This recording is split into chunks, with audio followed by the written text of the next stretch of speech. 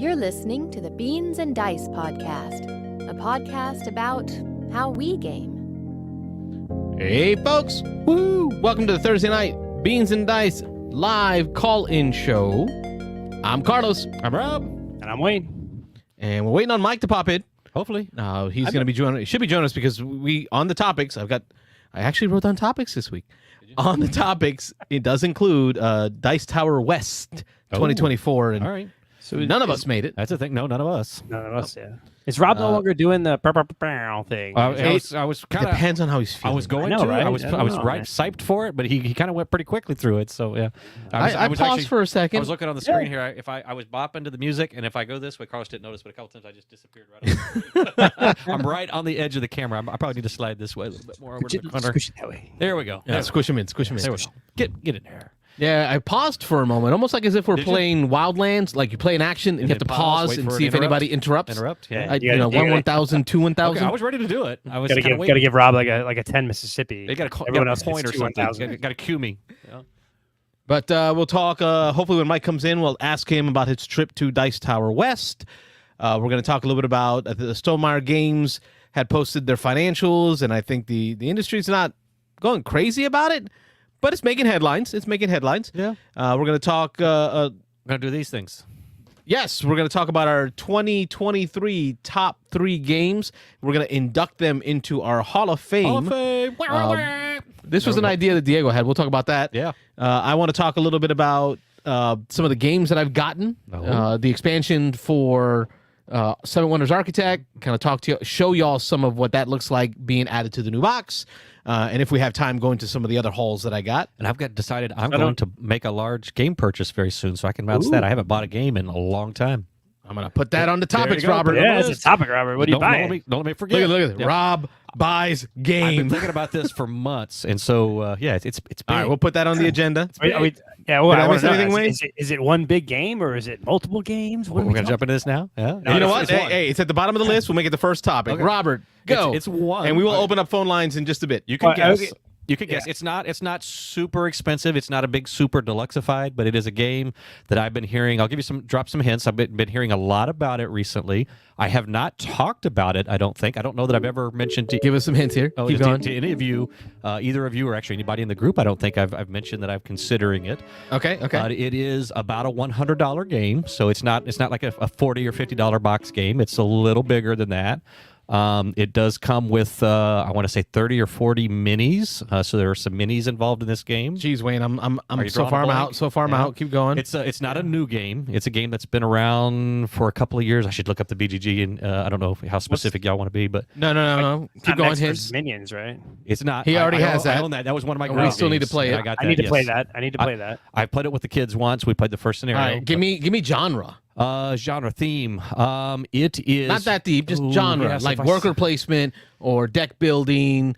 Cooperative. All right, we're in co-op. I can drop another one. Co-op with minis. Who are you? Who are you? And what have you done with Rob? Yeah, exactly. It's a boss battler. Boss, Tiny Towns. No. Not Tiny Towns? Tiny Toons. What's that? What's the one I'm thinking of? Toontown? No, I was thinking one of like not the Mage Knight. Is Mage Knight or one of those? No. Okay. Although Mage Knight is what I'm interested in. I haven't ever played that, but we're still guessing here. What is Rob trying to buy? $100. So I would give you the cooperative the theme, minis, but I think the theme would give it away. No, don't give away themes. So we talked about mechanics. Designer? No, that's too far. Let me look. Well, while y'all are thinking, let me look it up because I'll get some more specifics here online and just see. But give me year produced. I'm gonna look that up. Yeah, that'll help. Give me just and no cheating. We're not looking at our devices. We're just going off the top of our heads. Anybody in the chat can guess. So far, we've got cooperative. We've got minis. So about 30 minis or so. We've got 2019 release. We got about $100. He calls it big box. There's expansion, but he has small hands, so we don't know what that means. Not big box, but it's bigger than. It's more than, like I said, just your average 40. Bigger or smaller than a bread box. Exactly. Let me see if the designer would give you anything on this. Artist? Oh. Maybe artist? The designer probably. Well, I don't know. And again, it's a game that y'all may not know a whole lot about, to be honest. It's Rob Daviau. Okay. Eric Lang are the co-designers. Revive. No, that's the new one though. This may be giving too much away. Oh, dang. No, you know what? I'm like. I was just listening to a podcast. They talked about these feel games. I feel like I did. Like I'm with you, Carlos. I feel like I just listened to a podcast that talked about a 5-year-old Rob Davio game. and Eric Lang together. This game is ranked in the top 100 of all time. It's 19 in theme, 61 overall all-time ranking. Okay. I'm still Rob Davio, Eric Lang. 2019. It's not the True Bang because that never came out. It's not one of his trilogies. Right? Nope, because it's cooperative. Yeah, it's 1 to 5 players, 90 to 120 minutes per scenario. It's the Cthulhu one. What's that Cthulhu one? Cthulhu Death May Die. That's it. Cthulhu Death May Die. I keep hearing about this game all over the place, and I have not seen a bad review of it. And I'm thinking I need to get this one. Nobody in the group that I know of has it. It's hard to get. Miniature Market, I think, has 2 copies right now. Amazon has a handful of copies, 4 or 5 copies. So I'm getting ready to pull. Actually, I checked with Michael over at Armada Games. He said no. He said he didn't know that they ever actually came out with a retail. He said, "Get out of my store." Yeah, retail version of it. So he said he does not have it, can't get it. So I was like, okay, well then I'm going to go online and get it since I can't grab it at my local FLGS. But Cthulhu Death May Die. So yeah, this is. Like I said, I keep hearing good things, and so I'm going to get it. We'll all have to play it. It's cooperative. I hear it's dice chucking, which is not my thing. Which is mine. From what I understand, you are going insane throughout the game. You're fighting all these little bosses as you build up to the big boss battle. As you get more insane, you start losing certain abilities, but then you gain other crazy abilities. And from what I hear, this game seems to come down to the last die roll, and it has stand-up moments where people are checking the die, and it's either you're going to win or you're going to lose on that last die roll. No, it's not semi-co-op. It's not. No, I believe it's straight co-op. Yeah. So it might have been on the Dungeon Crawlers Dice Tower video. I swear I've heard. I remember this conversation before. But okay, so Rob buys a game. Cthulhu Death May Die. Yep. It's my apologies for almost screaming into the mic, but USA just scored. So. Oh yay! Who scored? Do you know? Right. Okay. Dodgeball? Yeah, dodgeball. Yeah. Dodgeball? Soccer, man. Soccer. You can dodge football. a wrench. You can dodge a ball. Proper football, not the lame American version. Footy. Now. All right, let's save the Hall of Fame inductees for when Mike message. He is trying to get his equipment to work. So when Mike pops in, we'll do the Hall of Fame inductees. Yeah. I don't know if you saw it. I had a suggestion about the Hall of Fame. Hang on, in the green room, in the staging room, waiting backstage. That face, no happy. We can hear you. Hey, Mike. All right. Am I coming in too hot or? No. Oh, you are always hot, brother. Too easy now. You're supposed to talk to Rob like that. He's listening. I'm right here. My heterosexual life partner. At that Vegas trip, we know. Yeah. That was really a self-portrait. Oh yeah. Hello, Mike. Welcome to the show. We saved some topics for you. We wanted to do our Hall of Fame inductees, and we also wanted to talk to you about Dice Tower West. But I know you missed my big announcement before we go too far. So just real quick, it's really big. I just know this is the first game I'm going to buy in like 6 months, and I'm going to pull the trigger on Cthulhu Death May Die. Do you know anything about Cthulhu Death May Die? Dude, that's been on my wish list for a while. Yeah, this is one I say I keep hearing good things. So yep, I'm gonna pull the trigger on that and get that soon. It's fairly hard to find, but anyway. But go ahead, Are Carlos. you go ahead. trying to get the Kickstarter edition or just the regular? I'm just gonna go the regular big box. I know there's a bunch of expansions and stuff you can get out there, but I'm gonna start with just the base box. All right. Well, Yeah. I got a copy at my local Mox if you need me to ship it to you. Oh, really? Okay. Well, we'll see. We'll see. All right. If it's got some expansion stuff, maybe just go all in and get it Oh, done. just get it all. Maybe. Yeah. We'll talk Well, off there there. you go. Yeah. We're going to open up the phone lines in about 20 minutes. That gives us about 20 minutes to induct our Hall of Fame Ooh, right to top 3 from 2023. So, Mike, if you don't remember, you can go to the Discord in the archive channels. There's a channel in there that has your list from 2023 when it ended. Those top 3 games. I have my list. He's got it. We will announce. I'll go ahead and go first. Wayne's got a recommendation. Wait, he's trying to break in with something. So Carlos, you may have missed in the Discord. I had a thought, right? So we're all going to induct our top. Well, most of us are going to do top 3. Mike doesn't like his top 3. His top 3 games from last year are crap. That's what he I says. didn't say that. It clearly was wrong. No, I was just clarifying. no but most of us are going to pick top 3. But if there was a game Caveat away. Caveat away. Like, if there's a game that's like 4, 5, or 6 that really is like one of my all-time favorite, that's always going to make the top, that would be it.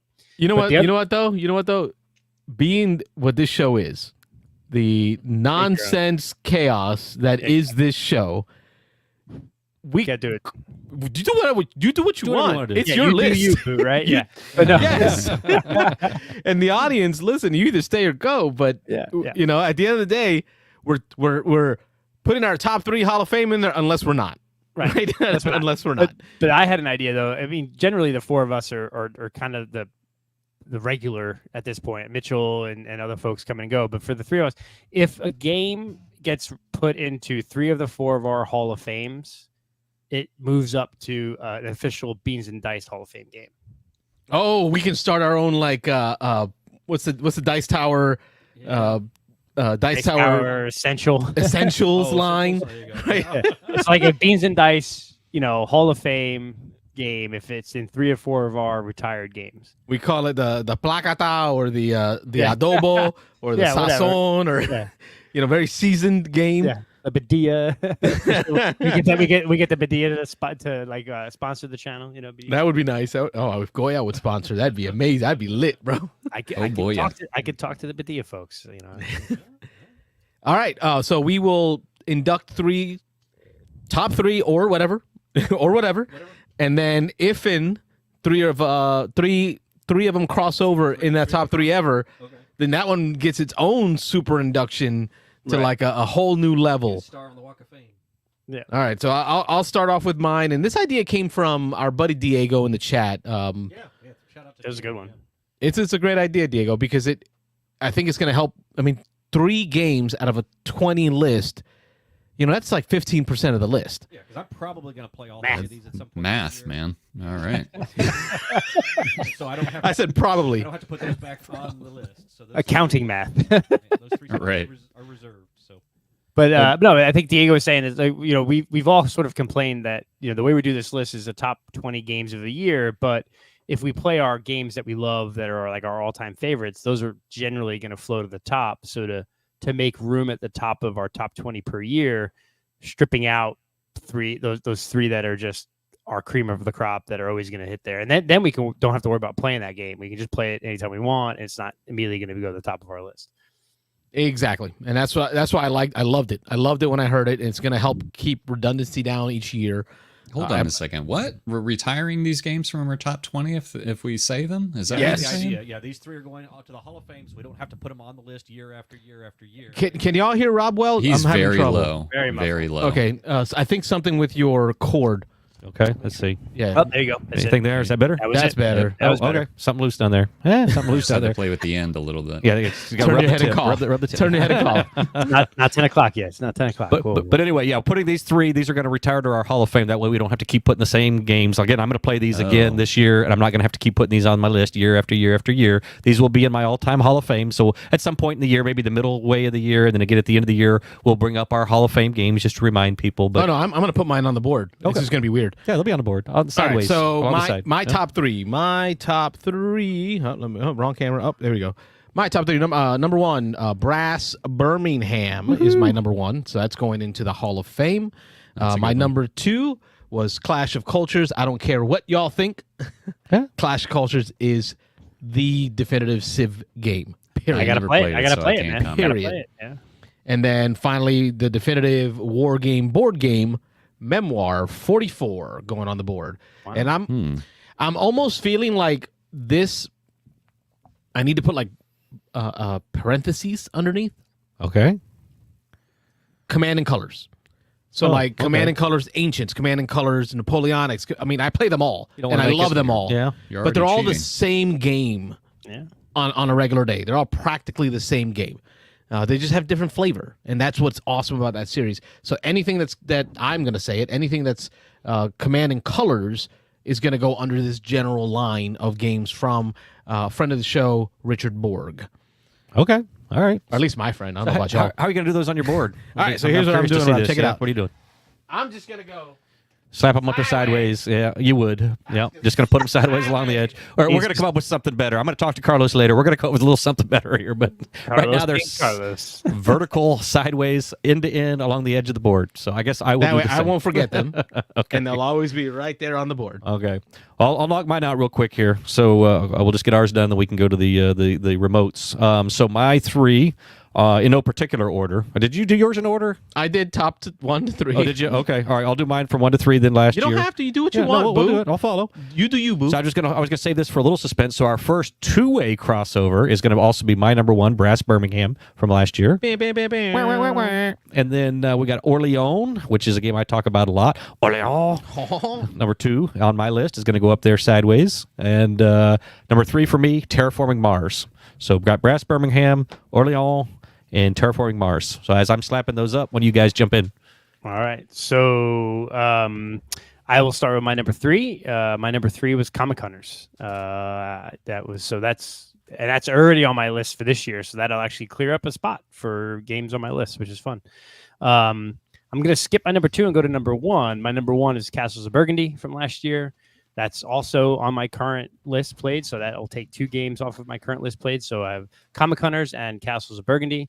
And my number 2 game of last year creates our first 3-way crossover. Woohoo! Uh-oh. No pressure, Mike. Brass Birmingham. Brass Birmingham. Bam, bam, bam, bam. So if that technically is Brass Birmingham is now an official sort of Super Hall of Famer. Oh, I guess Hall I of don't Famer. matter anymore, huh? You don't, I'm but one of you- the founding members, and I don't matter. I'm a chopped liver.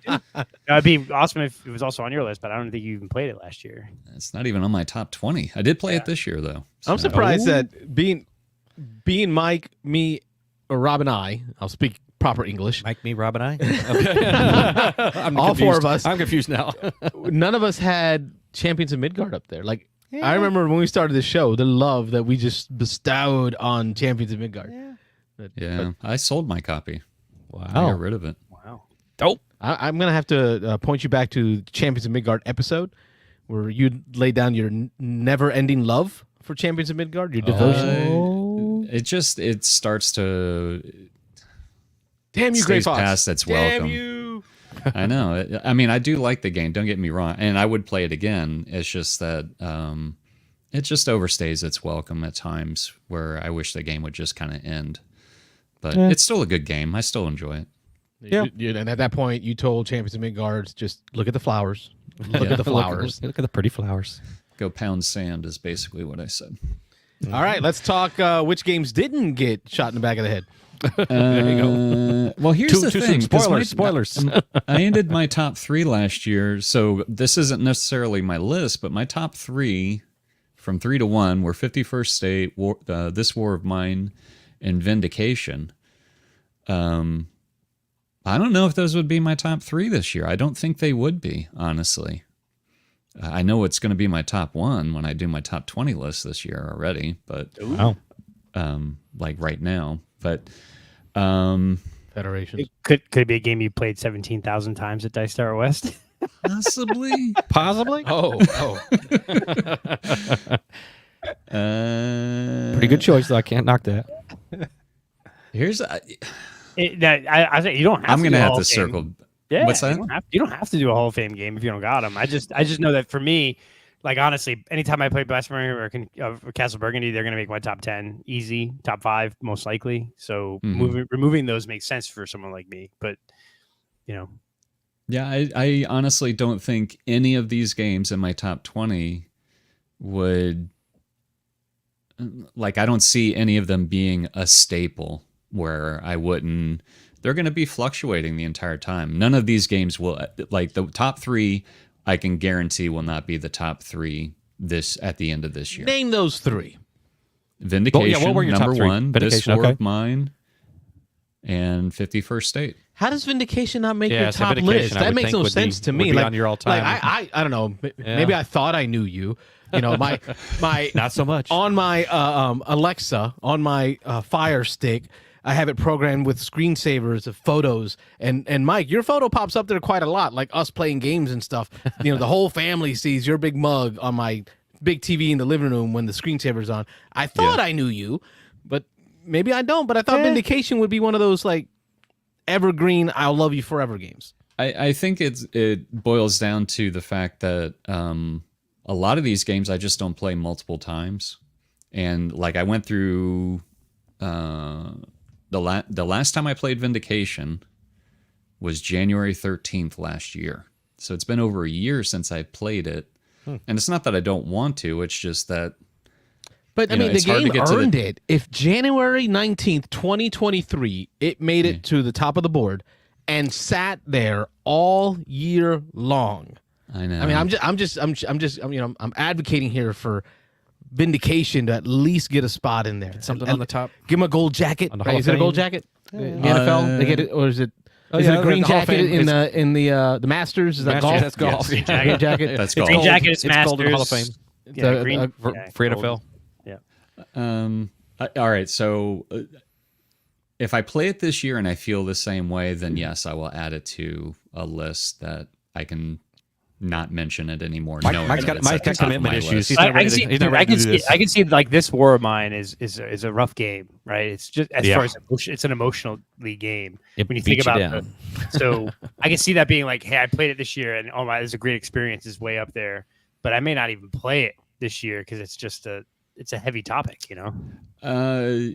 I can see it being that way for some people, but that's not how I view it. I view it as I can set it up quick. I know all the rules front to back, and I can solo the crap out of it, and I still enjoy it. It's probably one of the few games. Granted, I haven't played Last Girl yet, or whatever. Final Girl. Final Girl's good. I But love it's how probably- Mike describes these games, right? And then says, "But not going to my Hall of Fame." Yeah, he gets all excited, and then no, Like, no, lady, no, you no, can no. cook, you can clean. Got it all. Like, I want to it's put a the- ring on it, but I don't. Well, and let me ask you this, because I really, I can't remember. Did you guys, when you did your top 20 for this year, because I haven't even gone through my top 20 this year, did you remember, Wayne, when we were talking about it? Like I this did. game is going to come in at number 10. Yep, And I did then that. things are going to go above and below it. Yeah, based I on did. that. I did like I started from 20 up and pushed things up. Like I like Right. Okay. I did that, yes, and it still ended up being like so. I played Castle Burgundy and played Comic Hunters already, and they're already both in the top 6. Okay. All right.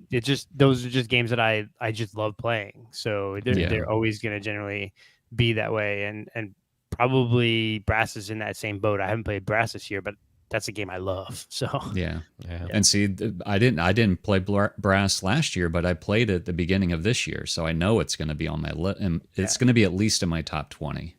Okay. So, yeah, I'm not ready to write any of these off quite yet. Cool. All right. I hope that was exciting for you folks at home. I think it may surprise some people by the end of well, the year. but it's if you know it's kind of an interesting topic because you have gamers. I'm more of a gamer where I've got the games I love. I've got a core group of games that I love, and I love playing new games. But like, I will always kind of circle back to Concordia, Brass, Rococo, those kind of things. At Lords of Waterdeep, right? As games that are just my all-time favorites that I will always play. I will always circle back to. But then there's other people who love those games, but could not play it for several years, right? Right. There's probably a set 8 to 10 games that I have to play every year because I just love them so much. Yeah. Okay. And it's kind of funny. Yeah, it's like you say, it's an interesting topic. Also, for me, it's almost a relief that I can take these 3 games out, and like I say, I don't have to keep putting them at the top of my list. These 3 I can kind of set aside. I know they're spoken for. They're good. I don't have to. And even if they wouldn't make the top 3 spots, Rob, it's just the idea that if I played them this year, they're going to be on the 20. Yeah, they're going to be somewhere gonna be in there 20. for sure. Somewhere in Yeah. the 20. Yeah. That leaves isn't 3 that- spots for something else. Yep. Mm-hmm. Yeah, but see, to me, that's like you may have a bad experience. I mean, granted, I'm not saying that you will, but you may just have a horrible time playing it that last time, and it may drop down your list. Like that, to me, that's the beauty of the top 20. Not those 3. Rob, you may play Terraforming Mars with somebody that's never played before, and then as you're teaching it, you can just see the look on their face, like they could say, "Man, this is going to be a freaking miserable game." So they're and then wrong, you're but that's slogging okay. for 3 hours to get through it. But that's good it. is If BG there's, like, I Stats think- has a button for that. Like Yeah. you invalidate the play. Yeah, Like, there no, you go. this play is not valid one don't because that count. guy was a jerk. That one don't count. I think Mike, you bring up a good point though, because even a game you love, you can have a bad experience with. But honestly, like those 5 or 6 games that I just rattled off earlier, I don't think I've ever had a bad experience playing them. Okay, yeah, that's totally cool. I mean, I Like, love Vindication, but I've had a couple of bad experiences with some people. Yeah. And, Yeah. I'm sure, you know. sure gonna happen. Hey, we got some good chat here. So Carlos likes his chaos. Oh yeah. That he does. We got Nick Oben saying Comic Hunter's already in the Hall of Fame. No, just at least in my personal one, because it was my number 2 game last year. It was already number 6 this year. So I just never had a bad experience with that one. Yeah. So Jim Odak jumping in, and his top 3 that are retired are Trajan, Haza Teutonica, and Lowe's Boa from last year. Okay. Nice. Yep. Nice. Then we got Nick. Carlos just wants to feel vindicated. Yeah. Vindicated? He makes bad jokes. Yeah. And then Better than violated. Well, Violated, that's true. So there you go. No, and then I just want to feel. Yeah. Feel Just feel something. I'm in a glass case of emotions. Anyway. All right, All we right. will open up the phone lines now. 813-618-7099 is the number for you to call in. You can talk to us about any topics you want. You can just throw out what we're talking about. It doesn't matter. Yeah. Or you can stay on topic. We're talking, so far we've talked about Rob buying a game. Woo-hoo! And our top 3 of 2023 that we've added, most of us have added to our Tell us your Hall of opinions Fame. on this whole Hall of Fame thing. It was Diego's idea, so if you don't like blame Diego. It's Damn, his fault. Rob. Yeah. But anyway, I just tell us what you think. I know Mike's got a bit of a differing opinion here. I guess he's not against the Hall of Fame. He's just not ready to commit at to the all. Hall of Fame yet. So, Yeah. But what do you think? Do you think this is a good idea to graduate 3 of them out of the top of our lists, or if we really love these games, should we want to bring them up year after year after year and put them back on our list? So let us know. I've always had that problem with like Dice Tower's top 100, right? And they talk about like their top 10, but they will mention like they haven't played it in years. Yeah. And I'm like, well, if it's in your top 10, how have you not played it? Well, how does it remain? They got to play so many for games a living. Yeah. They got to play so many new games every day. Yeah. That's ultimately the one thing too. Is like I like playing new games, and like Rob probably likes playing new games more than I do. I love it. But I still like circling back to like I'm mad that I didn't play Lords of Waterdeep last year. Like I'm mad about that because I love You that shouldn't game. be angry at stuff like that. Well, man. not really angry. I'm just saying like I look back and I go, man, I didn't play that game all last year, and it's a game that I just love to play. So it's like it's already like any game day I go to this year that's coming because it's got to get played because it's a game that's just I enjoy, even though I know there's other worker placement games that may be better than it, but Yeah. it's got the theme that I Oh, it's a love. good one. Yeah. Yeah. I think we all No, it we is all a like good it a one. lot. Yeah. Yeah. Cool. What's our next topic? Yeah, what else is on the thing? Carlos? 2024 Dice Tower West. Oh yeah, there we update. go. Mike, you ready for the update? And it can be, Mike, it can be as deep as you want it to go. You can just. Oh, it can. Hey, But it's not 10 o'clock yet. that I mean, didn't happen until the last day. what happens in Vegas stays in Stays in Vegas. Vegas. Apparently. Show's Let's yours, see Mike. here. All right, the show is mine. Well, so for those that know Dan, he flew out from Florida, and my son Mason flew out from Florida as well. We went out there Tuesday. We were there until the following Monday, and I highly recommend anybody, if you want to get like full gaming in, get there the day before and leave the day after, because leaving the day that it ends is just freaking chaos sometimes, and you kind of lose out. Might have been a little too long in Vegas personally, but so I had, let's see, I want to make sure I got the You're numbers right about here. that leave the day after thing. For the first time, while you pull your stuff up, for the first time in my Dice Tower experience, Dice Tower East, wifey and I decided to stay that Sunday. Normally we check out that Sunday and head home, but we decided to stay the extra day into Monday, kind of make it easier to get out, spend more time with the family. Mm-hmm. That Sunday evening was awesome. Meeting with folks at the pool, because now nobody's in the hall anymore. So you're at the pool, and now you're seeing the people that you met throughout the con, hanging out at the pool, and you're having board game conversation. You're meeting other families. They're inviting you down to the lobby. We're playing games in the lobby. I think we played taught a game of Quacks of Quedlinburg down in the lobby to a family. So it was like them and their son, me and my wife. We had the kids down with us, so they were playing around in the lobby. So it really added to the full feeling of like, wow, there's more to it.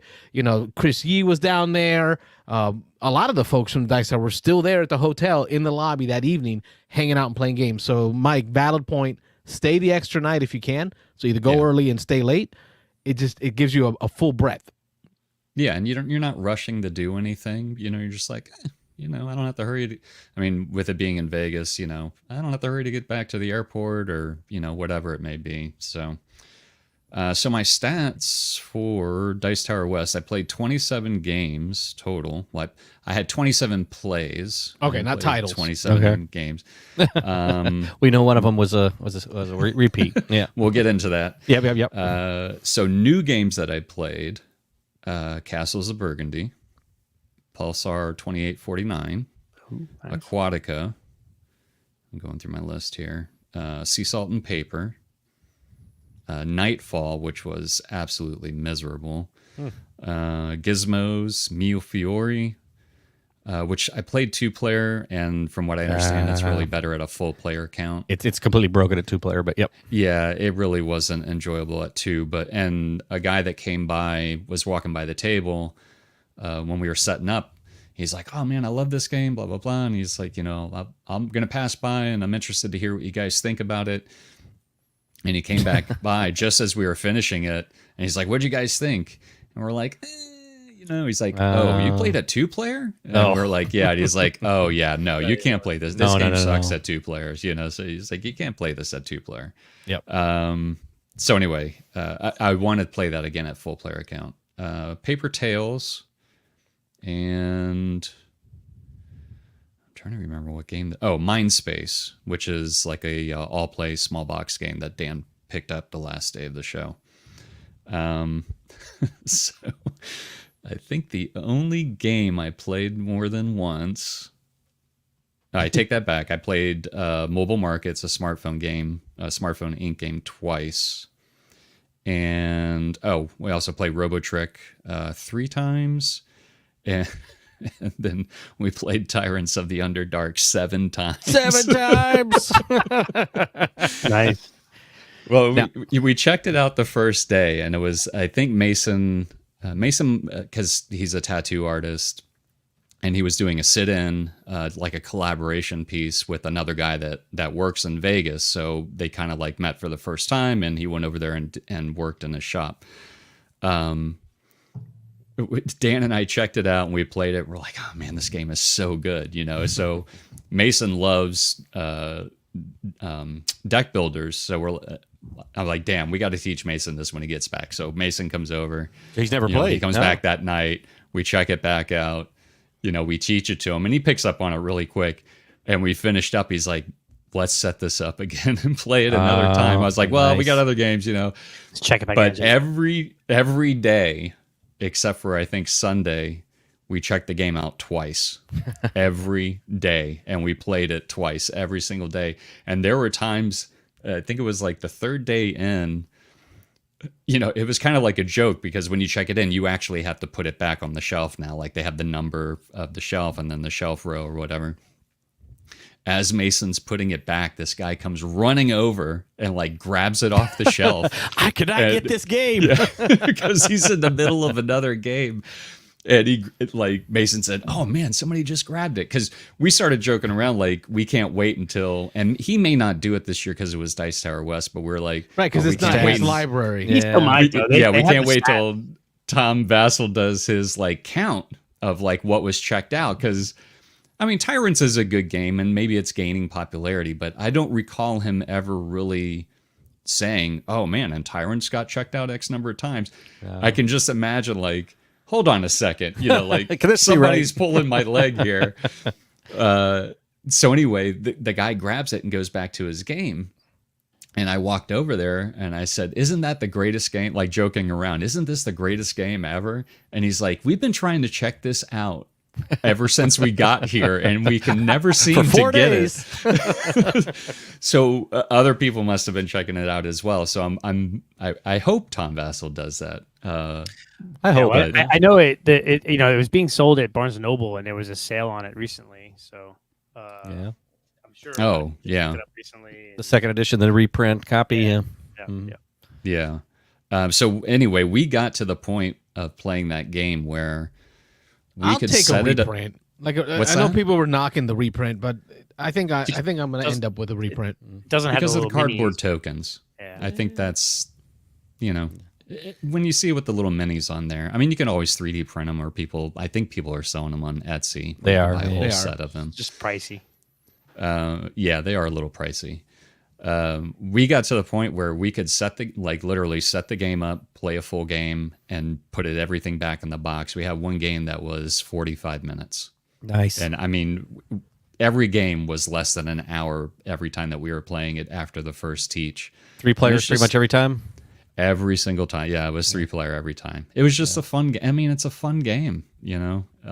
And yes, it is worthy of being played that many times. Yeah, I was going to ask, not to say that, we talked about it, you talked about it being a little bit of a joke, but I mean, it is a game that is good enough to check out 7 times. Absolutely. I don't know. Yeah. Yeah, 7 if you times enjoy overall. deck builders, it's in my opinion, for me right now, it's my favorite deck builder. Well, especially the way it does its market deck. So unlike Dominion, where there are different market piles of cards you can purchase as you decide, it runs almost as a more modern example, Dune, where there's a deck in the middle and cards will flip to the market. But what this does well is it has those piles of different types of cards, and then based on the game you're going to play, you're going to grab this stack of cards because I'm going to play with the undead, and I'm play with the dragons, and I'll play with the drow, and I'll add those 3 together. 2, but 2 of the 3, 2 of the 4, but shuffle the 2 of the 4 together, and so every game could be different.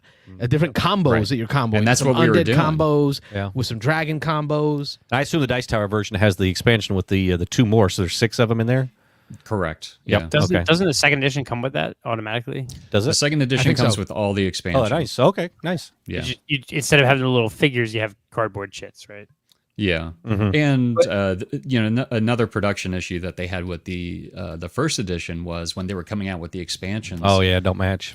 The color of the cards were slightly off, and the actual size of the cards were slightly off. I remember that. You Yeah. can. It's almost like a magician's deck where the cards are cut just a little bit different, so they can kind of feel where cards are. Yeah. That's what you saw when you had the deck in a stack. Well, Yeah. and I mean, and if when you you think- sleeved them, it's not a big deal. But yeah, and That's in the right reality, the little plastic miniatures in the first edition aren't that great. they need a little bit bigger of a base to stand up to fall properly, over. but they So- do look good on the board. I'm with Carlos. I might have to go out and buy this like now because What are you waiting for, man? I should.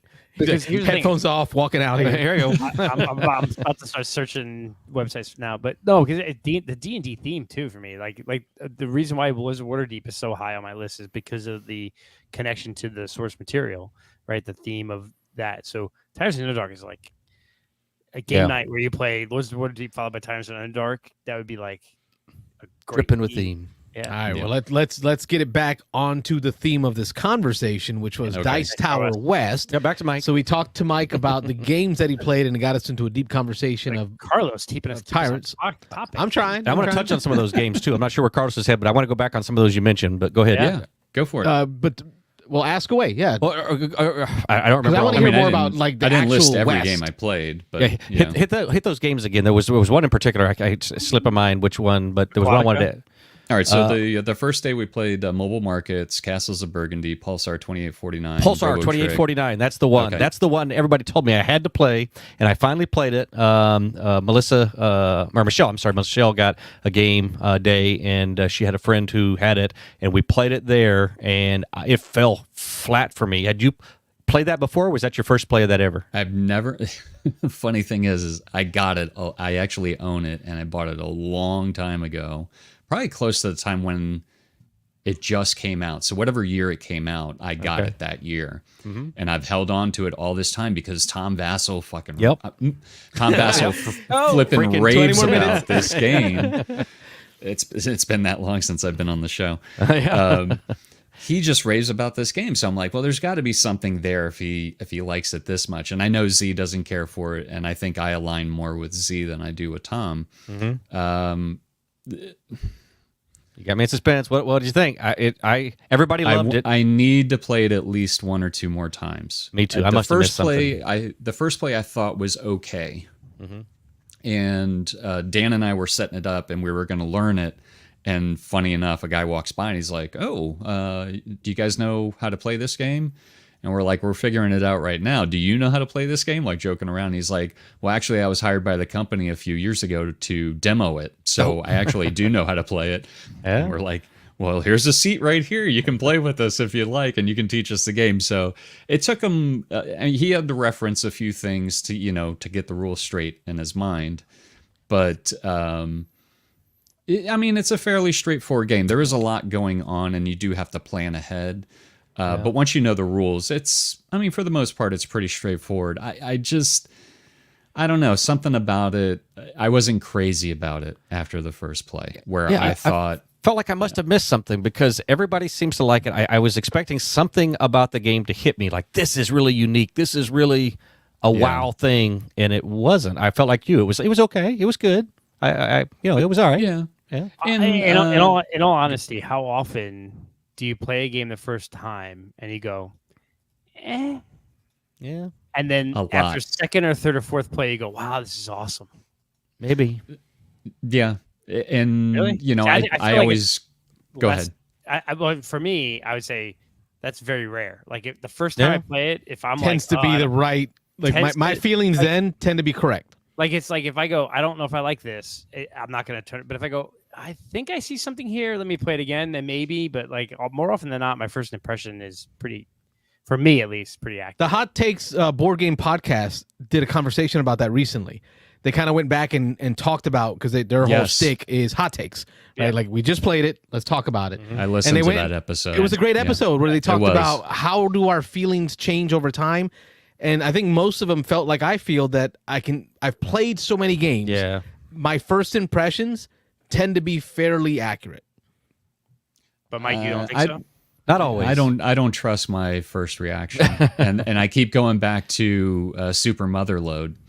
The first time I played that, I was kind of like, And the second time, I was just like, I really don't care for this game. And I was like, I'm going to give it one more go, and broke it out the third time. And then something clicked. I don't know what it was, but I was just like, man, I freaking love this game. Like I don't know if it was like the strategy kind of popped out all of a sudden, and I realized how you can do certain things to gain the benefit of whatever.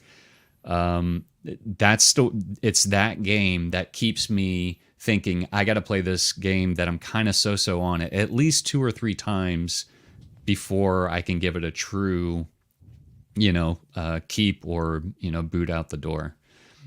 Here's a perfect example. So, played Castles of Burgundy for the first time.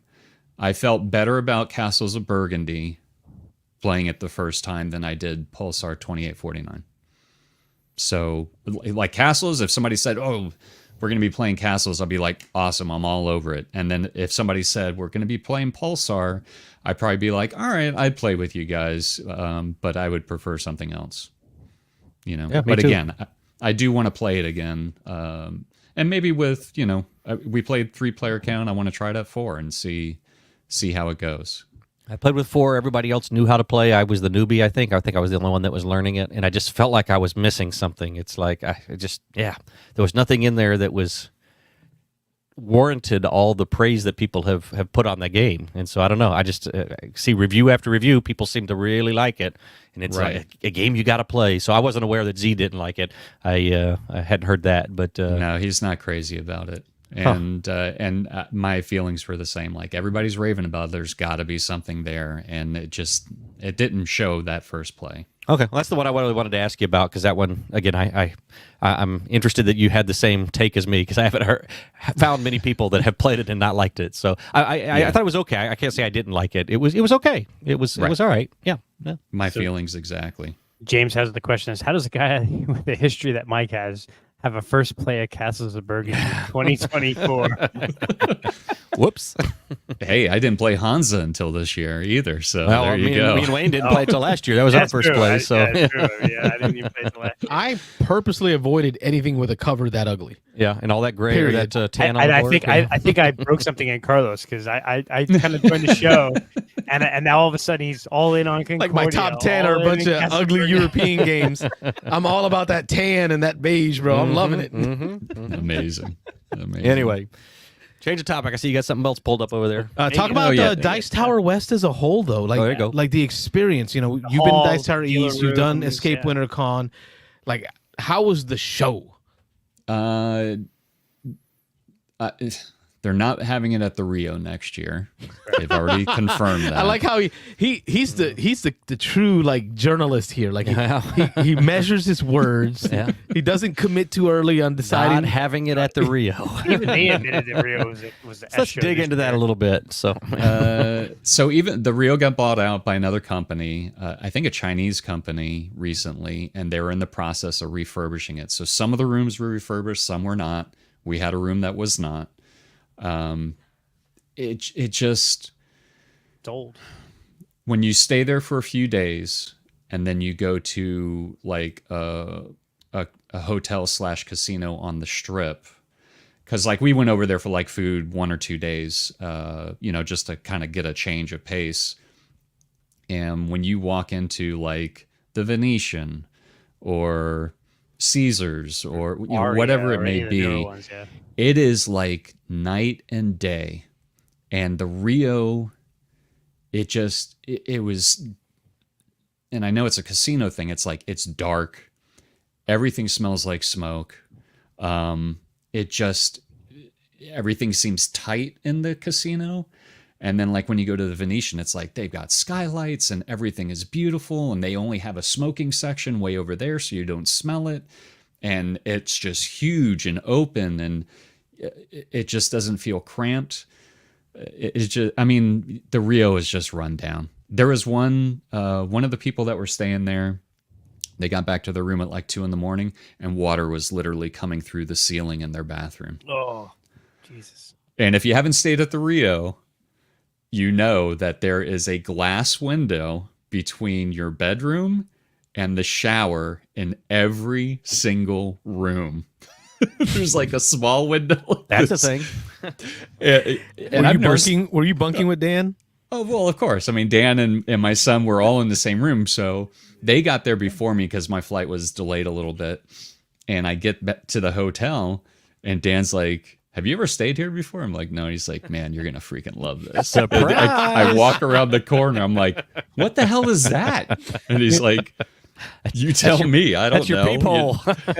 No, wait a minute. Did you say frosted glass? No. No.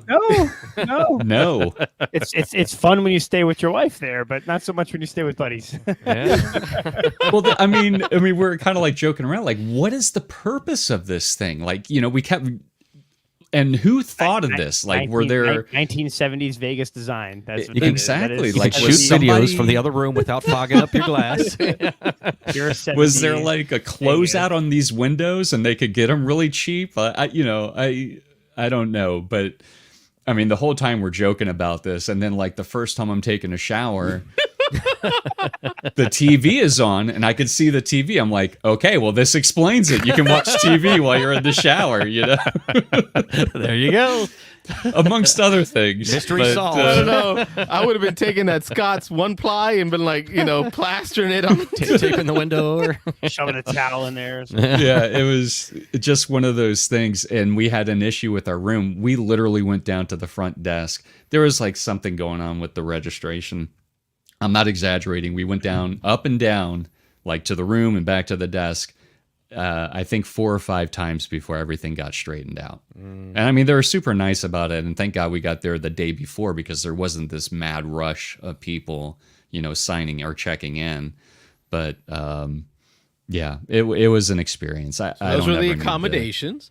Now, what about the gaming areas? Okay, so the gaming area was nice. They had one really large hall and a second large hall just for open gaming. And then they had, obviously the library. They had the hot games room. I want to say they probably had 12 to 16 tables set up. And I posted a picture of like the hot games that they were playing. But, the ones that you would expect. They had like Wormspan. Was it 7 Wonders? Comic Hunters was there. Comic Hunters, the newest games that, either hard to find or just came out. They were in that room and it was constantly busy. But then they also had a TCG room, like only TCG. They had a pretty good vendor area. I think they had like a Blood on the Clock Tower type of room that was only for stuff like that. So I mean, we didn't really venture too far.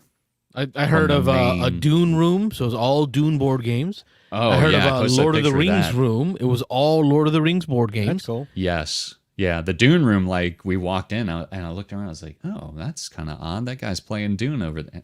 And all of a sudden, there's another guy playing Dune over there. And then I scanned the room. The Dune room. Everybody's playing Dune in this room. So I took a picture of it because I really enjoy that game now. And Did they have an Arnak room? Next thing you know, Mike's running around looking Oh. like this. He's got the looking like he's breathing gonna do a tube? movie. His water tube. My eyes are blue. But just to clarify, no Arnak room. No? No. Well, I'm talking about like the old Dune, the original Dune. Yeah, no, there was no Arnak room. Okay, sorry. Okay. I felt that. Yeah, I felt that. a little bit. That was a low blow. It was But good. I mean, that is awesome, and that is part of what I loved about Dice Tower East circa 2019 is the different rooms that had different things going on in them. And that even took it to another level when you talk about Dice Tower West, because they were not just theming by, hey, the war games are in here or the demo games are in here. It was also themed by IP. Like you want to dress up as an elf and play Lord of the Rings games all day? Boom, we got to Go for it. Yeah, and they had a trick taking area. I think they had a trick taking tournament also, and then like a whole nother section where it was just board game publishers that were doing demos, like all demo stuff. So it was pretty cool. Yeah, I enjoyed it. I'm glad they're not doing it at the Rio. I do want to go back next year. I think they're holding it at has like West in the name. I can't remember the name of it, but Westgate. I think they're holding it there next year. That's a nice place. And it was there previously, but they didn't have the whole convention space. Gotcha. That's why they moved to the Rio to get the whole convention space. Moving back to the Westgate, they say now they will have like way more room there. Oh, very cool. Yeah. Go ahead. Sorry. No, I was just going to say they need to separate from the Rio because no. What was the dealer room, the auction? Did you go to any of the live shows or anything like that? The only one that I sat in on was the top 10 overrated themed trick takers. Oh, okay, yeah. The other stuff we just kind of missed out on. Like, there's no way I was going to wake up for the flea market. The flea market. I had no desire. I had already done all my trades and buys prior to that, so I could avoid. I'm going to be the guy with the hat on. Come look for me. And there's like 1,000 people there. No thanks. Man, you're going to get. I like Chad.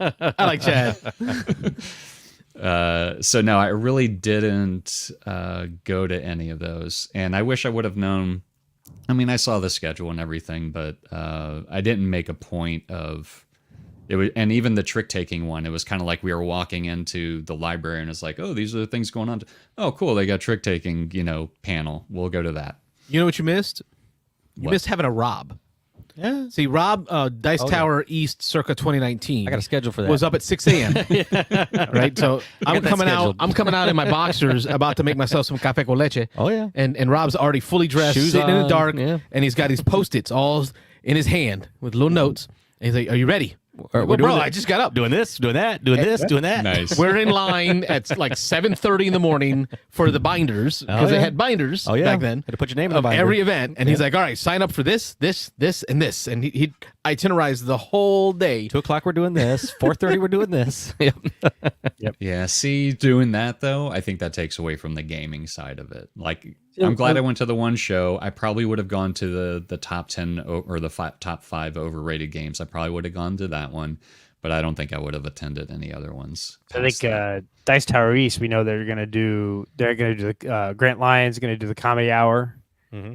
They're doing 2 magician shows, Magic shows, yeah. probably a couple of top 10s and other stuff. Like, I don't want to do all that because that's a lot away from gaming. Like Grant Lyon, I desperate like. I'm going to be in line real early to see the comedy show because I want to see he's a very good comedian. I've watched some of his stuff like on YouTube, his non-board game stuff. Oh, yeah. I want to see what a good comedian does with it, like an hour worth of board game comedy, because I've heard it's hilarious. And then the magic shows is always fun. Like, and I'm gonna have my wife and kid there. They'll have tickets. I'm sure we're gonna go to at least one of the magic shows, right? So, yeah, I would like to see that. Speaking of magic, so they did a meet and greet. The Dice Tower folks did a meet and greet one of the days, like for an hour or two. And, we're walking, oh, cool. There's Joey. There's Mike DeLisio. So I was like, I'm going to go over there and say hi, So the first person I walk up to is Joey. And I think everybody, well, you guys know how I felt about Joey initially. Oh, yeah. Yep. Did not care for that guy at all, But now I like him, Once you understand somebody's humor and you kind of warm up to him. So he's there with, I forget the guy's name. Shorter guy with the short cropped hair. Used to be on the Dice Tower all the time with Tom. Jason Levine. Jason Levine. Thank you. He's working in the background all the time. Yeah. So, Joey was super cool. Like, I walked up to him and he's like, hey, how's it going? And he shakes my hand and he's like, how you enjoying the con? He's like making the small talk with me. I was like, Joey, I got to tell you something, man. And he's like, yeah. And he kind of leans in. You told him? Yeah. I said, I'm going to be honest with you, man. When you first joined the Dice Tower, I didn't care for you very much. Levine says, oh yeah, he hears that a lot. Whoops. And I said, but, once I got used to your humor and I warmed up to you, I said, I really do enjoy you being on the, on all the episodes and everything. He's like, oh, I really appreciate that. And he's like, I really did actually hear that a lot. He was very understanding, but he didn't care. Like, he was just like, yeah, people didn't care for me initially. Man, But I tell you, props for you for just being brutally honest. No, I'm going to be honest. Yeah. I don't. Oh, it's great. Yeah. If more people were like that, it's great. But also props for him and going, I get that a lot. I appreciate it, and I'm taking it. And he really has. Because I think I was similar to you. The first couple of times I warmed up to him, I think a little faster than you did. But you and I were like, too. I'm not a fan of him. Like, what's going on here? But then I realized, he's coming out a little strong, right? Because he's settling in. And I think that's a lot of people are like that. Like, I think even like Chris and Wendy have been similar. Camilla has been similar. Everyone goes through kind of a rough part when they first join. Adjustment period. Yeah. I think I was engendered to him because I was walking down the halls in Dice Tower a few years ago, and he stopped me and goes, "Oh, I know you. You do the beans and dice thing." Yeah. And I'm like, really? "Yeah," and I'm like, "But I think I know you. You and your wife do a podcast." And he goes like, "Yeah," and I'm like, "Oh," so we shook hands. That moment kind of made me. He built equity with me, so when he showed up, I didn't think of him as negatively as Mike did. Yeah.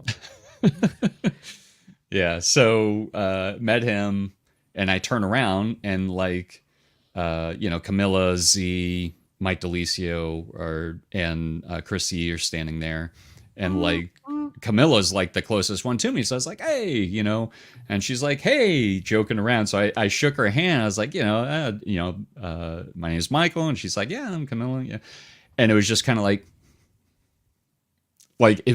that uncomfortable silence. Really? Just silence. And it wasn't like, I couldn't say like, hey, let me tell you something. I really didn't care for you. And I couldn't, I was trying to, it's just like one of those things. I was almost caught off guard because I was going to go talk to Z, but he was in talking with somebody. And,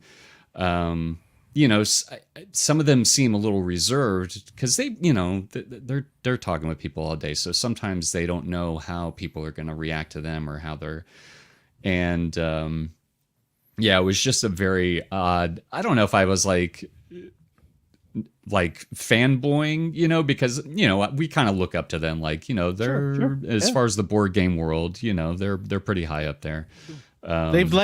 Thomas paved the way for the kind of stuff that we're doing. Oh yeah, for sure. Yeah. Right, absolutely. So so like to break the ice, I was just like, can I get a picture with all you guys, and they were like, yeah, and they all kind of gather around, and I got like the group photo. And as I'm walking away, I was like, oh man, I was going to ask DeLisio if he's played Orem yet.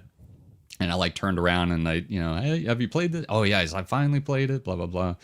And then we just kind of like walked off, but it was just like this, and the ironic thing is, other than the Joey thing, who I felt the most comfortable with, like just, the small talk and you had the conversation starter.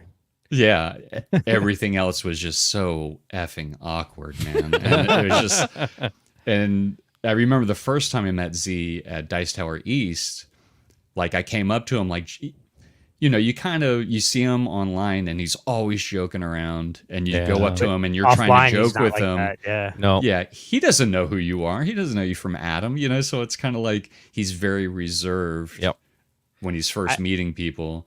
And it was, so it was just a weird, awkward thing, man. I feel like last Dice Tower, I talked to Tom once or twice. I was with like Ron Frazier one time. I was with some of you guys one time, and Beans Dice crew, whatever. Mike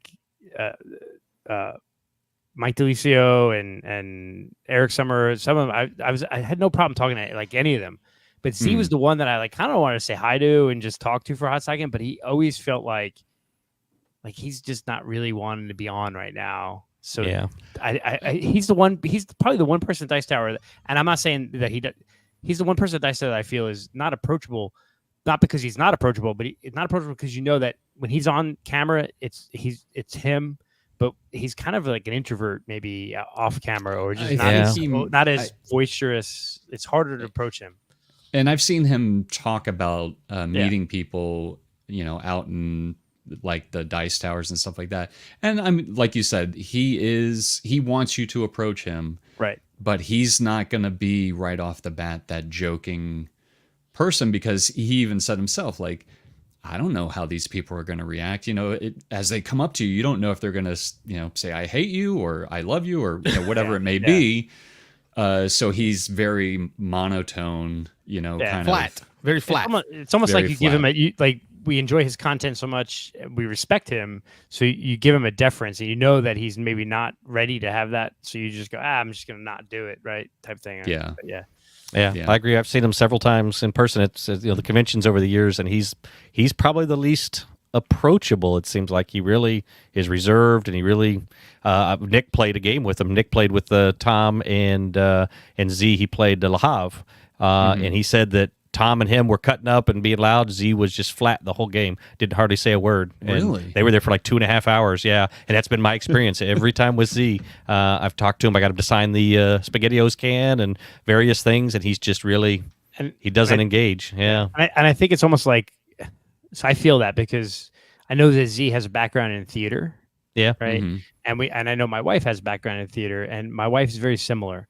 Like, she's an extrovert, but really she's an introvert that like builds up an engine, builds up a thing. You got to charge batteries. When she's on stage, she is all, you put her in front of a mic and there's an acting, there's a voice there. But when you put her off the stage, sometimes it's very much like, I gotta really, like, it's such an effort to get back to that place. So that's sort of like with Z, where I'm like, you discharge so much energy.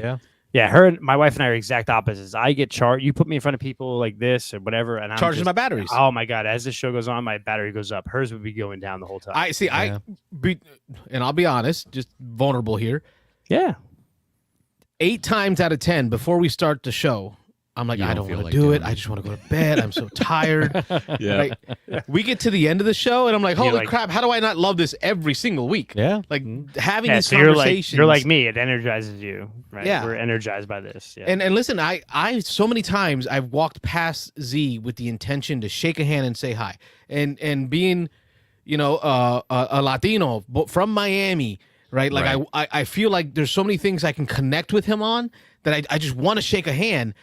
And then it's hi, and then I just keep walking. Yeah. It's like even I struggle to connect, and maybe it's me imparting feelings like I think he doesn't want to talk to anyone right now.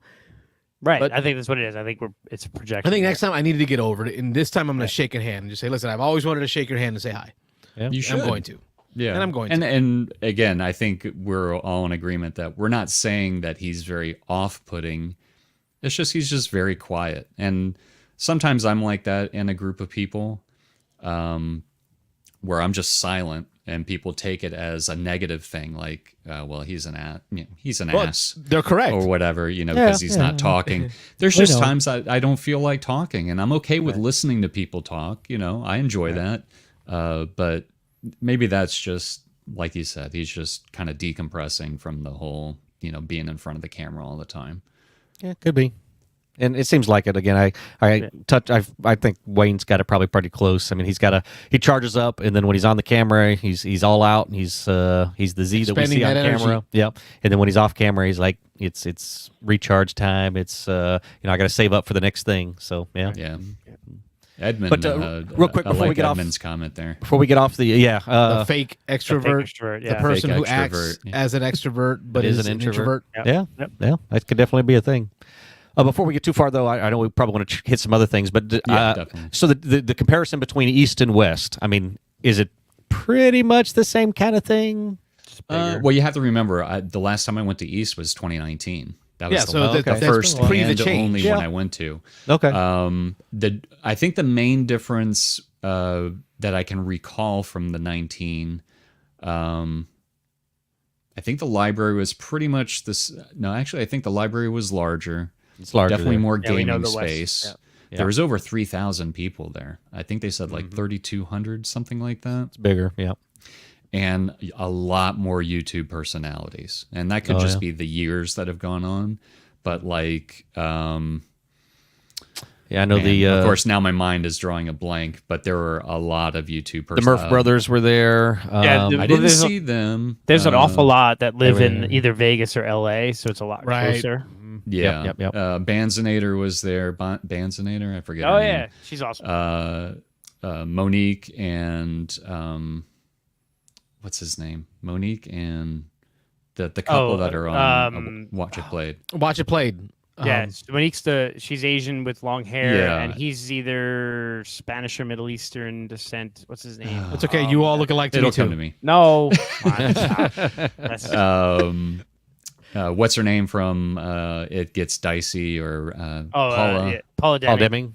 Paula Denning, she was there, and a few others. I thought Paula Dean. Oh, no. That's butter. I was getting hungry. Nazine. Monique and Nazine. Naveen. There we go. Naveen. And some other ones. There's the They're one. Awesome.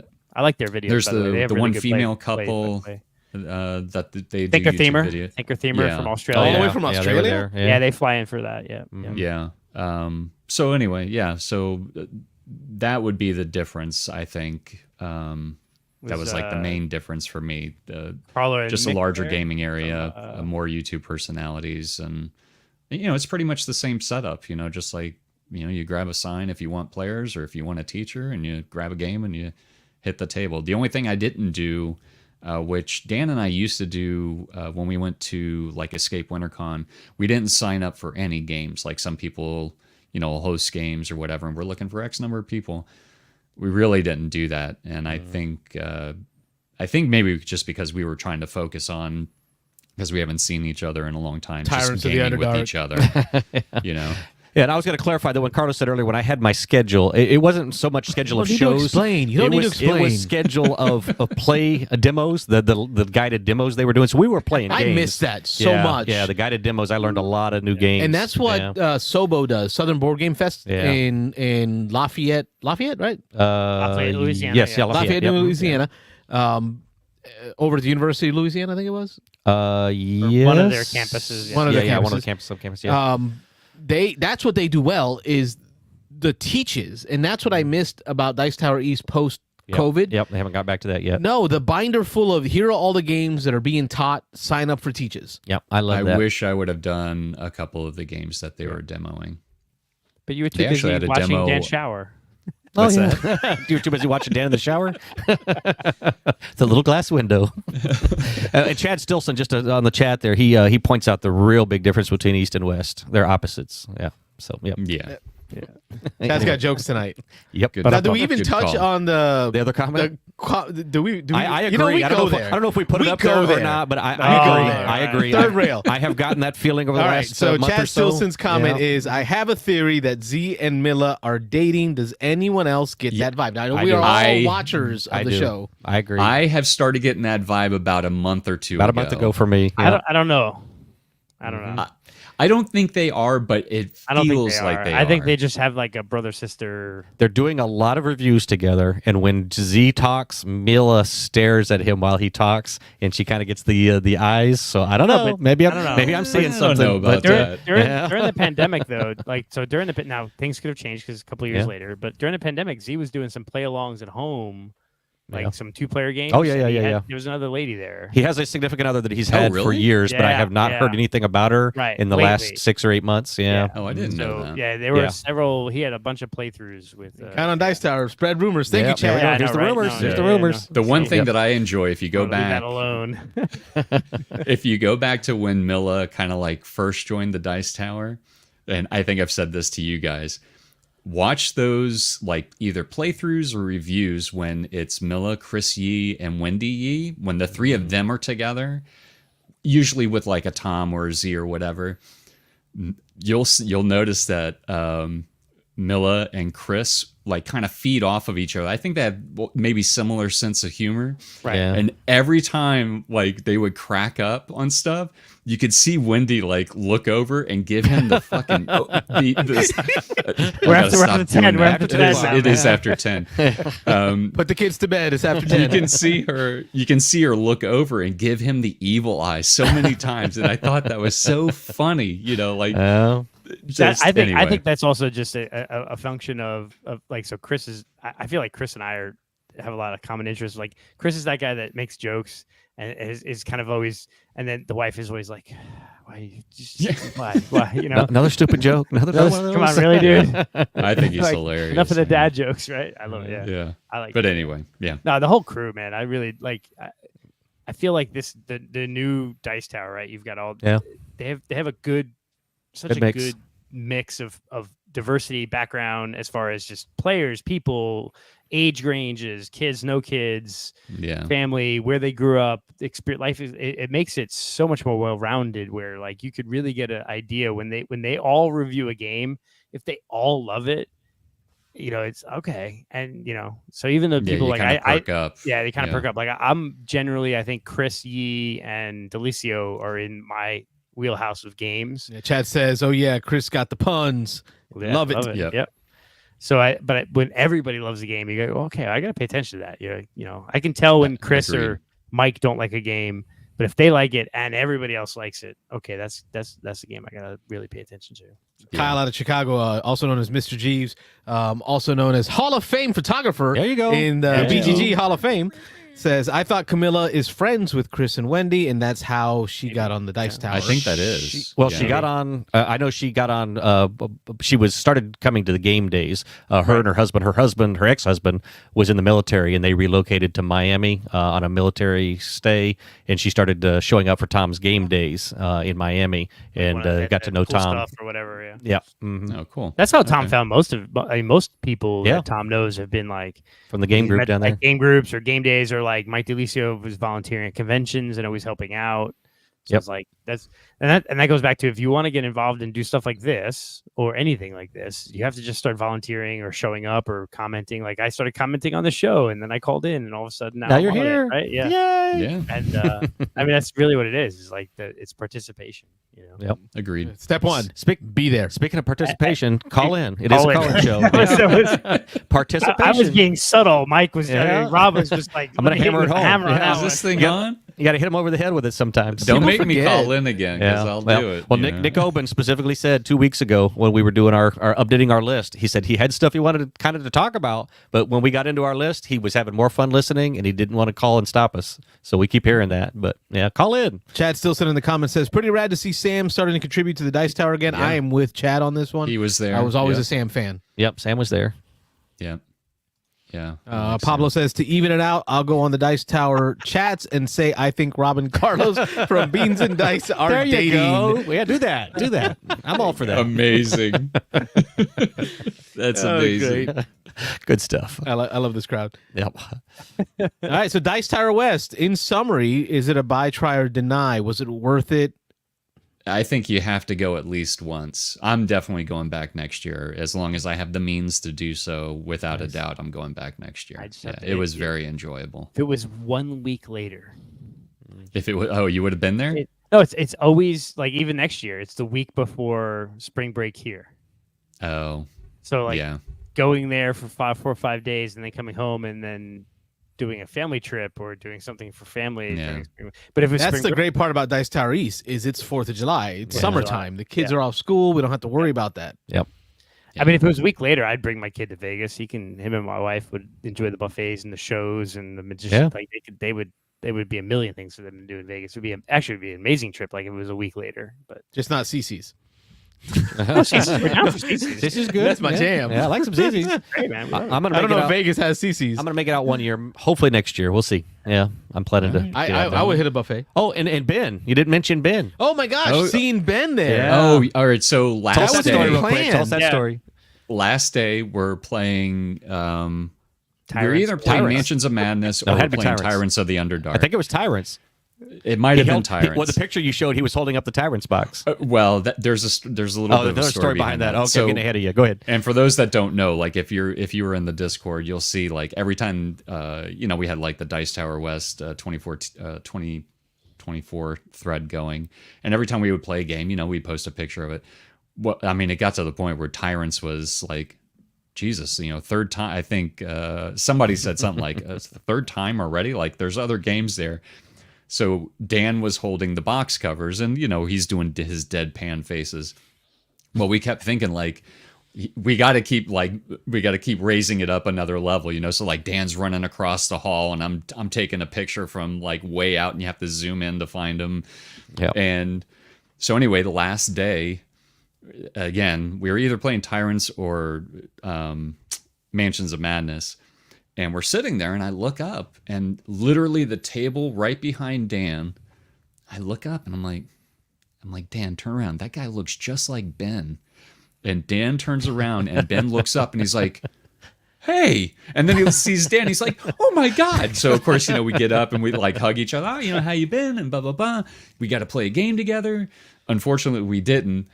He came over and he's like, I got to head out to the airport. And we're like, hold on, before you leave, we just need you to hold this box up. We're going to take a picture of you. And it was the Tyrants box. So, but yeah, it was very cool to see him there. We And met he Ben also at your made- turn years ago. Yep. Yes. He was one of the first guests we had on the show when we did the hot ramen challenge. Yeah. Yeah. I remember Ben that. That was joined like one us. of our first episodes, man. Right, Yeah. right. That's when Ben joined us. But then he moved to Alaska. Like he's gone. Like he's with the mooses. But Or Anchorage, Mises. yeah. I don't know what plural for moose. Moose. Okay, Moose. he's with the moose. The fact that you saw him out there like rando like that. Yeah. I know. And and the table right behind us. Like, I mean, what are the chances of that? Like we both set up, we're both in the middle of a game, and it was just like, that guy looks just like Ben. But yeah, that was very cool to see him there. So him and I, we were supposed to go to Shucks one year, and something he couldn't. I think he had to cancel because It's in Vancouver, right? Or yeah, and BC, Vancouver, BC. And then they didn't do it last year. So seeing him, I was like, oh man, we got to do Shucks this year if they're going to do it. So apparently, Shut Up and Sit Down, they used to do an annual thing. They didn't do it last year, but they're talking about doing it this year. So, I mean, Vancouver, BC is like a 2.5-hour drive from me. So it's gorgeous. and too. we're hoping that's going to happen this year, and we're going to try our best to kind of like meet up there and kind of game together. So Nice. yeah, Glad to see him still around.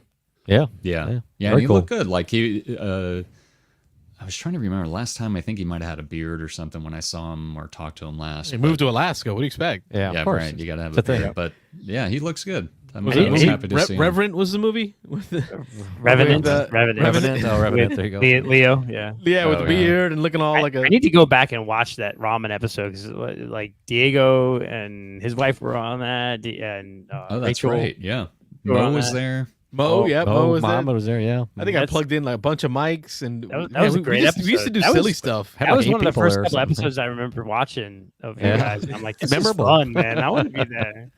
Somebody called us out and said we needed to do it again. Who was that? Was it? I'll do it. I love Was it? hot Yeah, rods. somebody said we got to do another one of those episodes. So Carlos said challenge. absolutely not. He was 2 Get bites on in and he site. was done. Yeah. I only went there because Dan promised us ice cream. Oh yeah. He said, "I'll have ice cream on hand for those of you that are doing the they challenge." go out early. Yeah. Nice.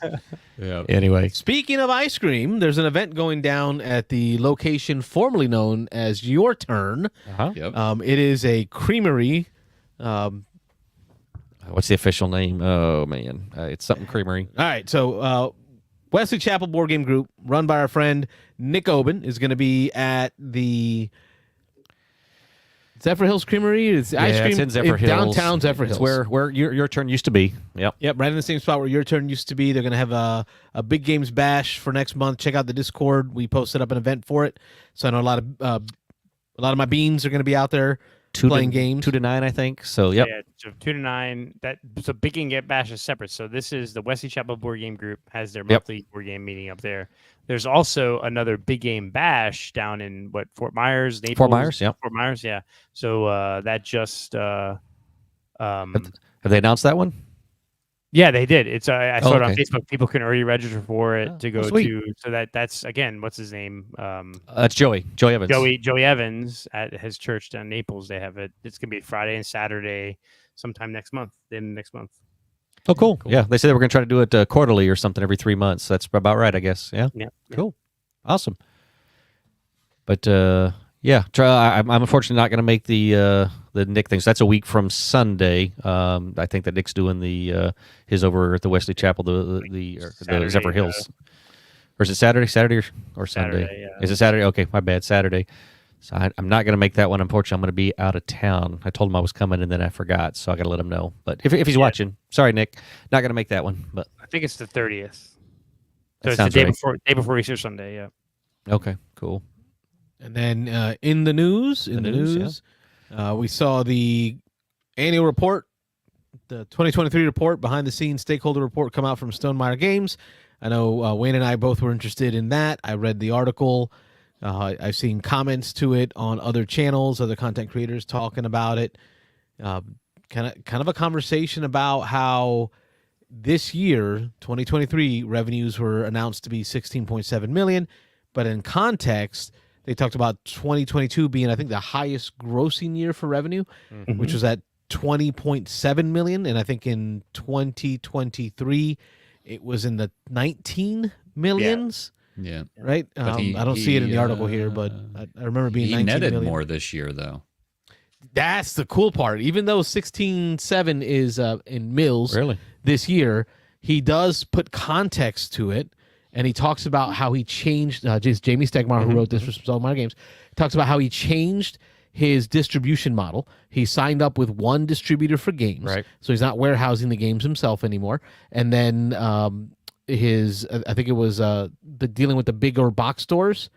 All that combined means he netted more profits this year, even with less revenue. He Sells sells more direct to people than through stores too. Like I think that the whole Stonemaier Champion thing, and then if I buy a game directly through him, yeah, it's at a discount, but he's still netting more from that than selling it to an FLGS or selling it to a big box store.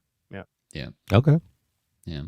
And I think this coming year is probably going to be up specifically because of Wormspan. Wormspan, Apiary, which continues to Yeah. sell, and then he's gonna have an expansion for Expeditions and a new. I think he's got another Wingspan expansion coming out this year too. late this year, maybe. Yeah. And then but that Rolling Realms continues to just crank it out, that's a very small margin, but it's a lot of it that he's selling. But 43,000 units. You tell me, Small. who wouldn't want to sell 43,000? and I wonder if that's 43,000 units of the game box, or like 'cause there's the Expansions expansion, all the and- little packs, right? So is 43,000 units? Is that just of the Rolling Realms box? I think that's just of Rolling Realms, right? And not including all the expansion packs, which are Yeah, just I an don't know. ancillary thing, right? Because he calls those promo packs. So I think that's 43,000 sales of base game. Because if you look at Wingspan, you got Wingspan Asia. This is only this year's sales? No, I think these that's are all lifetime. time. That's lifetime. Oh, lifetime. Okay. Yeah. Okay. Yeah. Because I was going to say Scythe sold 500,000 copies last year. That's amazing, man. 1.9 million units of Wingspan Yeah. sold. Yeah. And what year did that come out? What was that? 2019. Was it 19? I think it was 2019. Sounds about right. I'll look Yeah. real quick. He says new products we introduced in 2023 were Expeditions, Apiary, Tapestry, Fantasies, and Futures, the Wingspan fan art pack, and a variety of promos for Rolling Realms. As usual, we tried to keep our release schedule streamlined and focus on what we can shine big spotlights on everything we make. 2019 for Wingspan. Yep. Yep. Hey, called it. 2019. Okay. I mean, what's interesting, if you scroll back up there, you look at 70,000 units of Expeditions. And that just came out last year. Yeah. The Red Rising that blows my mind, man. Me too. I agree. It's the IP, man. IP. It's the IP. Yeah, probably. Yeah. I tell you what, I played it. I really enjoyed that game, but I do want to now play the game it was based on. Was it Rolling Realm? Not Rolling Realms. Fantasy Realms. Fantasy Realms. Fantasy Realms. I Fantasy really want Realms. to play Fantasy Realms. Next time you're here, we got to make sure it happens. But The you know funny what's thing interesting is go ahead. I'm sorry. I was going to say They were in sync on that one. Can I get in with it? no, there's I can't remember their names, but they're like Scandinavian. It's a husband and wife, and they do reviews, and they do this whole color keep thing where they play their game collection. They've got like 500 or 600 games, and after they play like 20, they'll either color keep it. Right? They have little paddles they hold up. And what was interesting, they just did Red Rise, or they did Rolling Realms, and You mean Cinema. Fantasy Her Realms? name is Cinema. Fantasy. I'm sorry. Her name is Cinema, or something like that. His name's something else. They're on the Dice Tower every now and then. But she wanted to call Fantasy Realms because it was too simple for her. She liked the complexity of. She played Red Rising first and liked it, and then played Fantasy Realms and said, "I want a boy." Thank you. Hey, Chad says Board Game Board Ramblings. Game They're a Ramblings. fun There you go. couple. They're really fun. Cineva and something, yeah. And she was like, I like Red Rising because I like the complexity and all the da da da da da. And she's like, Fantasy Realms was just too simple for me, so I want to call it. And he was like, no, I want to keep this because it's simple and it doesn't have all the BS. So it was Opposites. interesting. Yeah, it was kind of fun seeing them talk about it. But they're fun. And I love. They are brutal about keep or call, man. They go through all their games, and as they play them, they're like, hey, this was a promo that we got from a game company and it sucked. We're culling it. It was like, That's a great idea to thin your collection out. like, so every Carlos. day. Wrong. Yeah, Wrong. Carlos doesn't agree with that at Yeah. all. They are really fun to watch, and they are like they're pushing me to try to cull more because they played like 25 games. I don't fall to that peer pressure. Yeah, Norwegian. Thank you, Oh, Edmund. Edmund Yeah. says Norwegian. Yeah, there you go. I said Scandinavian of some kind. Okay, yeah. Close You're enough. Edmund's our expert. Got it. He's all the way he from is. Sweden. But they just randomly hold up a paddle, keep or call, and it's if they both call, it's gone. If they both keep, it keeps, and then if it's keep or call, usually she gets the decision, the deciding factor in the way, which is But Johannes. There we what go. was funny Johannes to you, is Mike? Fantasy Realms is so small. I mean, why wouldn't you just keep it? I mean, it doesn't make any sense. But hard to take up all, any all the space. homes, outside of America, all the homes and spaces are smaller, so you have less Exactly. There you space go. to keep a lot of board I games. can So understand. get rid of Red Rising. Keep Fantasy Realms. Yeah, I was going to say, after playing, I think we only played 2 games of it. Sea Salt and Paper. Oh yeah, That could be a Fantasy Realms replacement. For I'm me liking as it a well. lot. More I'm playing it I on really BGA. enjoyed It's that good. Mm. Is it give you the similar feels of like trying to draw into a cool hand? Well, it is that, but it's the whole scoring mechanism that I really enjoy. Like once you hit 7 point, like you have like 3 different types of pairs that you can lay down to get a point each pair. But then they have other cards that were, like there's X number of shell cards. And if you have 1, it's worth 0. If you have 2, it's worth 2 points. 3, like this incremental, the more you have in your hand. But then there's also this 2 discard pile where you can draw from. So if you're drawing from the discard pile, you can choose which discard pile. They're both face up. You can pick which card you want. Top if you're card, pulling off the deck, you pull 2 and you put 1 down. So you can cover things up that other people might be going for. But the whole scoring mechanism is once you have 7 points in your hand, from that point going forward, you have the ability when it comes around to you, you can either say, I forget what you say, but Last it's basically chance or last end. chance or stop or something Stop, like that. yeah. If you hit stop, everybody scores what's in their hand. Like whatever, if you have pairs or whatever, you're going to score those. If it's last chance, what you're basically saying is, I'm going to have more points after we do our count around the table than anybody else at the table. And if that's true, only my points will, I can't remember exactly what it is, but you get the most points and everybody else only gets like, I think 1 point per pair or something like that. That's you all score. I they think would it's a get. point for every card you have up, and then you score your largest group of same what it colored is. cards. Yeah, same Right. colored cards. But if somebody else at the table has more points than you, then you lose the points. Like you get the lower points, and then everybody else, I you think, just scores score. there. Yeah, your largest group of same colored cards, and everybody else scores all their Yeah. their cards that are out. Some yeah. And I really enjoy that that scoring mechanism, and it turns it from, to me, Fantasy Realms it's just a filler game. You can easily get 2 or 3 games in 30 minutes if everybody knows what they're doing. Whereas Sea Salt and Paper, there's a little bit, just a little bit more to it that makes it more interesting to me. And I agree, Fantasy Realms, I mean, there are some cards like you'll be hunting the deck that whole time, and then the game ends before you even get to it, which can ruin your whole hand. And I mean, that's just the nature of the beast with that particular game. Red Rising, I think if they change some, either the layout of the cards or how the cards are splayed out on the table so that you're not, I mean, anytime you picking a card up from a column, I always had this feeling like I need to pick the entire column up and read through all the cards. Like there has to be some way to streamline that portion of the game. I still enjoy that, getting this card works off of this one, which is going to give you points for this one. I love that in the game, and I think that's the winning mechanism from Fantasy Realms for me. That's really the only mechanism for Fantasy Realms for the most part. It's a one But like Fantasy that's- Realms, yeah. right. That's the winning part of it. The other part of Red Rising is fine, but I think the few times that I did play it, it overstayed its welcome for me. That's what I felt. Is if somebody wanted to keep it going, there were ways to kind of drag it out. So Yeah. But anyway, yeah. Cool. So back to the financials there. Yeah, I it was I pretty was- interesting. Pretty much it. I was going to kind of wrap that just by saying I'm glad to hear that, because I did not read the article. I just haven't had a chance to read the article. But the couple of headlines that I saw in other places were Stonemaier down for second year in a row. Stonemaier spiraling or whatever. So Stegmaier living on the Clickbait. street. yeah, there you go. Yeah, so I don't think so, but I'm glad to hear that they're doing well. Actually, netted more. That's great to hear. Yeah. Yeah. I think it speaks Agreed. to like how like just headlines are completely misleading because they're like, oh, yeah. revenue down 15% over last year and 12% of the Right. year It's before. going to be a but their- bloodbath. But their It's net the is higher. context. Yeah. It's There's always more- the context. It's how you look at the data. We got a Uh, lot I of let's saw a see man here. smash a Yeah. car window. Okay, well, what's the context? He was saving a baby inside. Yeah.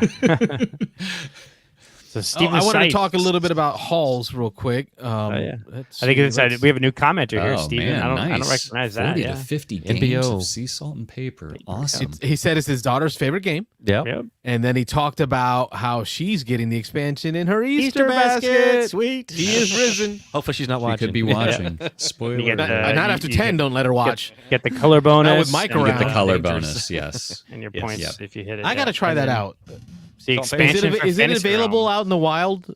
I They just picked easily- it up yesterday Yeah, or the should day be. before. Try it on BGA.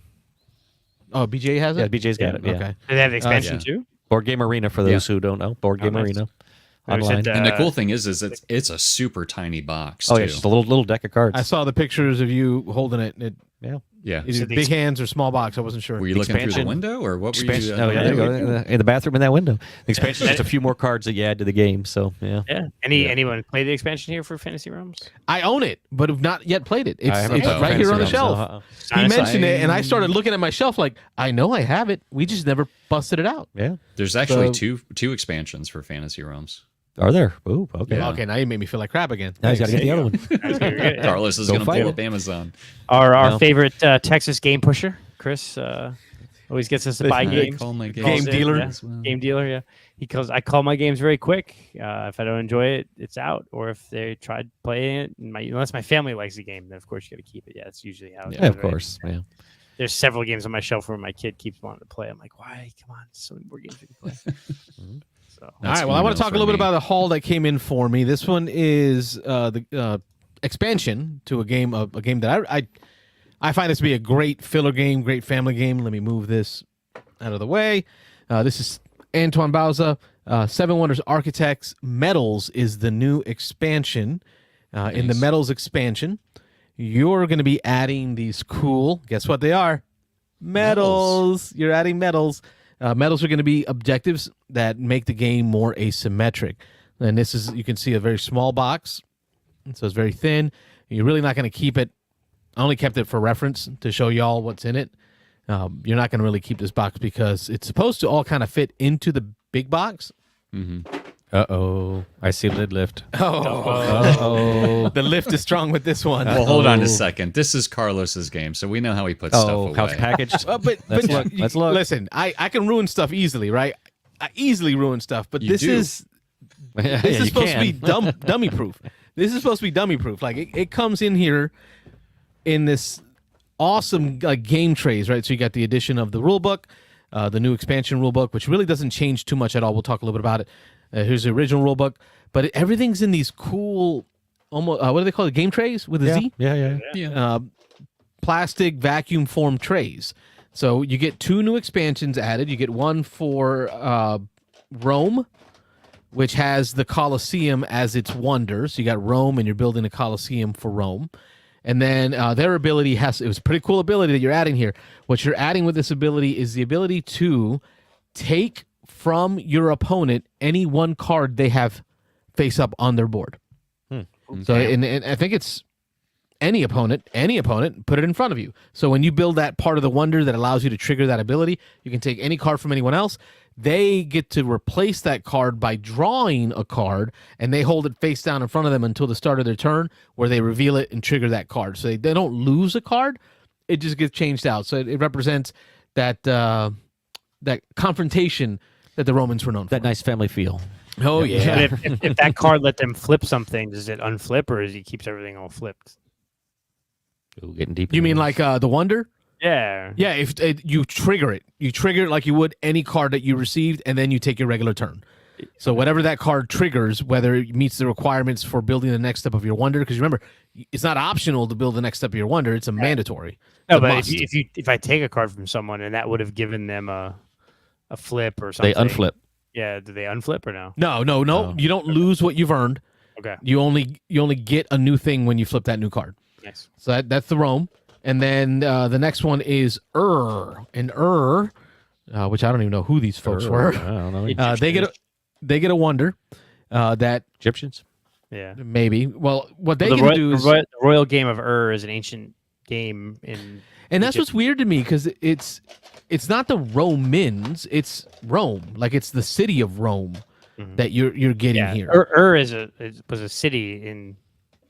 Now I could be wrong, in like Egypt, Mesopotamia, something like that. History on with the Beans and Dice podcast. There you go. Yeah. What their ability is, they get to take the cat pawn and place it, in front of them, from anywhere on the table. So they get to, when they flip that part of their wonder, they get to automatically take the cat pawn, and then what they'll do is immediately use its ability and choose one of the three available piles. So they get to use its ability to decide if they want to take a card from one of the 3 available piles. Cat pawn lets you peek at the face downs. Yep. Yes, cat pawn does let you peek at the face down. So I was right. You get an extra Egypt. card. I was right. Not Egypt. It was Mesopotamia. It was a city in Egypt, Mesopotamia. Yeah. So that's cool. You now have, I think it's a total of 9 factions, 9 different factions you can play with. So there's some variability added there. But the main goal of this game is to bring in these beautiful wonders. You get some additional progress tokens, which is cool. One of the cool things about the progress tokens, before I moved here, is the progress tokens that gets added is the token. Remember, there's a token that says if you have 1 of me, you score 4 points. But if you have 2 of me, you score 12 points. 12, yeah. Right. It's really cool progress, but there's only 2 of them in the whole deck of progress tokens. They added a 3rd one. Okay. So the odds of you getting that 2nd one are now improved. Okay. And 2 players can... A little balancing. Yeah. Yeah, a little more balance there. One, yeah. All right, so check these out. You had to sticker these yourself, but they are plastic. So they're almost like a Games Workshop type plastic, that tougher plastic, not the plasticky like Fantasy Flight Games plastic, but you're going to sticker them with different objectives. So all these different metals have different objectives. So, for example, the first player to build 3 levels of their wonder can grab this objective. It's worth 4 points. On the back, it has a 4. First person to have 3 green cards in front of them gets to pull this medal, right? And of course, as soon as you pull the medal for having the 3 will trigger. If there are 3 different green cards, you then grab your progress token. So before you grab your progress token, you show 3 cards in front of you, you grab that medal. This one says if you have 7 cards in front of you, you grab this medal. At the beginning of the game, we're going to shuffle them up, and we're going to place one between each player. So in the same way that we put a deck between each set of players, cool. You're going to put a medal between each player. So each of you, so Rob and I would have a medal between us, and that's going to be an objective we're going to be fighting towards, right? So he's going to be trying to get that medal. So, for example, I'll flip this medal between Rob and I, and it's the first player to have 3 gray cards in front of them. So Rob and I are going to be fighting for that. Meanwhile, Mike and I on this side are going to be fighting for this one. And this one says first player to have that rainbow of colors, a green, a yellow, a blue, and a red, can grab this medal. That's 4 points. And if you want to do the expert game, you can then throw 2 more in the middle of the table that everyone can fight good. for. Wayne can fight for that one. Right? Yeah. So everybody's got their own they're fighting for, and then more in the middle you're fighting for. Played it once. What I find is it adds more decision space because now you're... Seven Wonders Architect really felt like almost like Fantasy Realms. What I flip is what I get. Really not making too many decisions. I'm just kind of drafting from these 3 piles and just kind of flipping to see what shows up. Usually obvious choices, yeah. Yep, there's obvious choices. But is fighting for that so if the medals between you are like ones that like the cards I'm getting don't fit that, Yeah. meh, I'm not going to necessarily go for it. Or it's like it may be I go for it, or I focus on it too much and I hurt myself, or you see where your opponent's going, and I see that Rob has 2 gray cards in front of him right now. I don't want any gray cards, but there's a gray card available to him, and if I don't grab that between him and I, that gray card that only he and I have access to, because nobody else, for the most part, will be able to reach across the table to grab it without a special ability. I need to pull that gray card off of that pile and bring it to me, even though I'm not going for gray at the moment. Because you're a jerk. I learned it from you. Yeah. To prevent Rob from grabbing that gray. Or maybe having 3 green is not easy. 3 green means you need 3 different symbols of science. Because the moment you have a pair of symbols in science, you trade them in for a progress token, right? So now it kind of directs you in the path of, well, I need to grab different green cards, not same green cards, so that I can also grab that progress token and get the 4 points for the medal. So just it adds an objective, a goal, a change in how you make your decisions, but it does not add complexity to the game. And that to me makes this expansion a winner. If you can deal with the lid list. Except, let's get back to the real point here. So you said nobody could screw this up, but Yeah. They screwed it up. I was just going to say Steve's comment here is there must be an insert to toss in there somehow, or Yeah, whatever. somehow throw something out. Yeah. I was going to say Unknown Planet has a mechanism exactly like that, where you have objective cards that sit Planet in Unknown, between Planet Unknown. players. I love that. From the time I played Between Two Castles and Between Two Cities, that whole idea of I only have to worry about me and my neighbor on my left and my right. It kind of it helps my decision space. I don't, I'm not a Nick. I can't look across the table and just figure out what are they going for over there. I just got to focus on the 2 people next to me. Well, and Seven Wonders really started that too, where you really the military you only got to worry about between the 2 of it. But you closed it up, Carlos. We need to see inside the box more. What is causing? What else is in there? What's causing all this lift? Yeah. All right, so let's get into the box here. We'll zoom in, camera zoom in. So really, it's these layers of insert trays. These trays are the trays where the your expansion factions added are. 3 new layers. 3 new trays, which adds 1 new layer, which is like a 1/2 inch thicker than the box can hold. Poor planning. So that's all that's in there is those. Yeah. Damn. All right. That is it. I couldn't mess this up, and I mean, get a camera here. I mess up a lot on board games and how to put them away. Y'all know that. So if you put in all of the player ones. He thinks I messed it up. Yeah. Try it. You did it in the wrong order. Do all the player ones first, and spread those out amongst the three rows. Yeah, I really don't think there's any way to avoid the. Yeah, I don't think Yeah, so. Yeah, doesn't look like it. that's it. Now the Yeah, lid that's looks even worse. Yeah, Oh, wow. Well, that's the We'll one you take gotta one get and rid move of. it over, It's those yeah. top two you gotta get rid of. No, that's it though. Like take out the top two. So if you take Yeah. out the two that are not player based and get rid of those.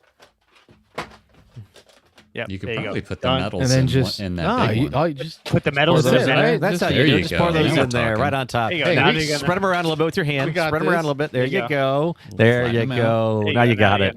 You're done. It Problem hurts. solved. It Well, you gotta put hurts. the manuals in there, but There It you hurts. go. Yeah. Done. Well, just Oh. fold these in half and put them in. Put those things in baggies and you're done. that's how it's done, Carlos. It hurts. Thank you, Wayne. It hurts. He did it. We did it. Just throw these nice little Yay, vacuum, low Eric vacuum Martin seal style. things Did it. away. Those are garbage. Yeah, it's garbage. Those two are done. And that's how you fix it. Anyway. Steven, a new commenter tonight who watches us normally after the fact, called it Eric Martin Yep. style. That's where I learned it from. I watched Eric Martin's video and I said, pour it in there. what the heck? Let's do it. Right. And then it was, I will never forget Mike Rob Lorenzo's face when we opened up Champions of Midgars at Escape WinterCon. I didn't even want 10. to play it after that. And it was just dumped in there the whole game. Yep. Just dumped in there. Little Or, Dice and all. little mince Star tin Wars that Outer had Rim with Ron pieces in Fraser. it. Yep. Oh my god. Oh my God. It took an hour to sort the game so that we could Yeah. play with Ron Fraser. Yep. Of course it did. See? There you go, Carlos. No, We're done. Carlos. You're all That's a set. problem for future Carlos. Yeah. He's going to pass Carlos. We'll get yelled at for that. Did you hear one of your favorite games is getting a reprint? Nexus Ops. Another one? Yeah. I already own the first No, one. No, they're doing a new one. It's over there Yeah, behind yeah. you, Rob. Yeah, Nexus right Ops there. and Risk 2210. Yep, there it is. Nexus Ops. And then I own Nexus Ops, the reprint, which is somewhere behind me. Somewhere up there What's on the the shelf. reasoning for? Is it that good of a game to get a reprint? It was originally Avalon Hill, right? And that was a Grail game. Like you couldn't find it. Yep. So I got the Fantasy Flight version, which I love. It is. We have a video in the episode where myself, Yep. William, and I think Dan Carlton, I'm sorry, Dave Carlton, yeah. of friend of the show, played here at the house, so you can watch us play it. But it is an awesome dudes on the map, lightweight game. Sam Healy talks about how he plays it at cons all the time because it's so fast. It's like an hour, right? And you get that full dudes on the map fighting game feel. But the reason I hunted down the original one is because, and you'll appreciate this, Mike, from all your techno years, the pieces are all blacklight reactive. Oh, cool. Yeah. They're going back to that with the reprint. So that Are was they? Tom's biggest. He's like, yeah. That's the best part of this reprint is that they're going back to that glow in the dark, semi-translucent. That's cool. Yeah, UV pieces. reactive, and then the center of the board, because there's a spire in the game mechanics. There's a spire in the center of the board where if you can get your dragon to the top of that, Monolith or something. Yeah. it can swoop down and attack any spot on the board. Like, so your goal is to get to the center of the board and like swoop down with your dragons and just start killing stuff. In the original print, it was a tower, like a cardboard tower sat in the center of the board. In the reprint, it's just a tile with like a icon of a tower. Boo. So for all those reasons, I hunted down the Avalon Hill version. Yep. They're reprinting. They're going back to the old style. So yep, that's what Tom and Z both were talking about it on today on Smorgasbord, and they were both giving it kudos, saying how great of a little dudes on a map fighting area control game that is. So Yeah, because it's got not only does it have the whole fighting aspect, like you're getting points for killing stuff, but every player is going to have a hand of different objectives, or like one-time event, like win a fight with less troops than the opponent, right? So you start like different things like that.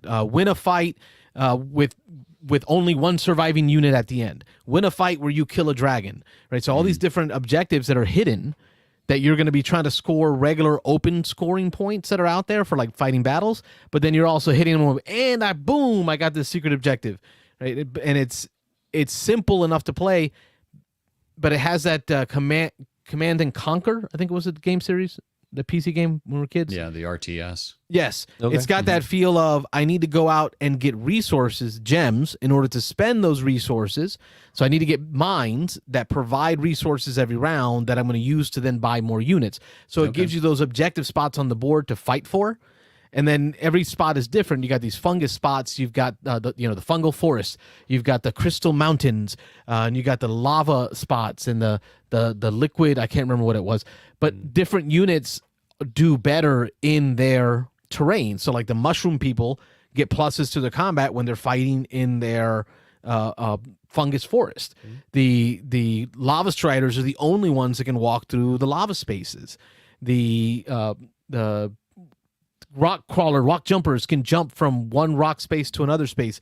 So you start trying to get tactical in how you attack, using strategy to figure out where you deploy and which way you go. The asymmetry. Sounds like you need to break it out and play it again. Sounds like I do. I want to. Yeah, it's a good one. yeah. And the same. They're doing Nexus Ops and Risk 2210. Yeah. Is it Restoration doing it? They were criticizing. No, I forget who picked them up. But they were talking about how they the Risk one. They it supposedly from the looks of it, it's exactly the same game. They haven't done anything. Haven't changed the art. Haven't changed the pieces. Haven't even changed It's the got to box be cover. Restoration. They just slapped a new logo It's on not. it. Yeah, just slapped a new logo. is what they Restoration, said. didn't they get the rights to a bunch of Avalon Hill games? Like, Yeah. Yeah, whoever's doing all the is it Restoration or is it right? Is I it, didn't think it was Restoration. I'd have to go back and I have watch to the look video, back, but it was interesting. yeah. But I agree with Tom though. As I do like playing Risk 2210, whereas he necessarily doesn't like playing it. yeah, he but says it's he's never played it where somebody hasn't gotten violently upset. Yes, it's only 5 turns, and there is at least I've played it. I don't know, 6 or 7 times in my life, and there's always been someone that's been a little bit butthurt at the end. That's just like, you Yeah. screwed me over. I'm like, yeah, it's called Risk. You know, Tom told the story that he's told us several times on the Dice Took it out, Tower that Joe Stedman, who used to be his co-host, Yep. they started the, That's when the I Dice started Tower listening. together. He when he introduced that game and taught it to Joe Stedman, and he took him out of the game entirely in the first turn, and he said that Joe was so upset. He's like that game almost ended their friendship. So, but it's that, like Risk 2210, Diplomacy, Supremacy.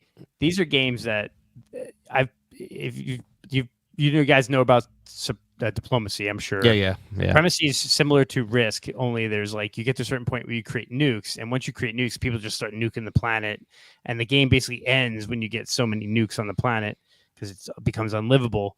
And that's just every game kind of ends that way, but it's just who's the one. You don't win the game, but you're the one that's ended the world, right? So it's just like, but everyone else is pissed because like, why did you do that, right? There are certain games that just part of the game is somebody's gonna get upset, right? Like Diplomacy, someone's gonna get screwed, right? Someone's gonna make the plans to do their invasion, and then you're gonna betray them, and they're gonna get crushed, and of course they're gonna get pissed, right? Because you betrayed them. So it's just they're tough games to play, right? Because they have baked into it this somebody's gonna get screwed in this game and betrayed or backstabbed, and it's gonna be so brutal that they're just gonna think they're gonna win, and then all of a sudden they're done. They're just out of the game, right? So I think there's only ever been one game that really made me mad at somebody, and it was Unfair.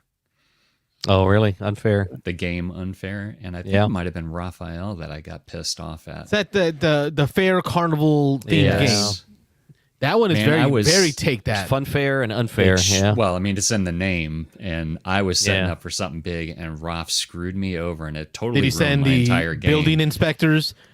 Because I got hit with that card. Yeah, building inspector. Yeah. I don't even remember what it was, but when he played whatever he played, I looked over at him, and I was like, I can't believe you effing did that, man. Like, I mean, I was like seriously upset because I was building up the entire game for this one thing to take place. And I'm like, oh man, I'm going to get all these points. And Raph was just like, no, you're not. And I was like, you son of a God, man, I was so pissed off at him for doing that. I think Barry taught us that one. I think so. Yeah, he owned it. And man, that was horrible. Like I'm setting up to put out these new attractions, and he hits me with this building inspector that like shuts down my buildings, and I lose my revenue. And that's like mandatory quests and Lords of Waterdeep. I love those. Hitting somebody with that. My towards the end of the game at the right time.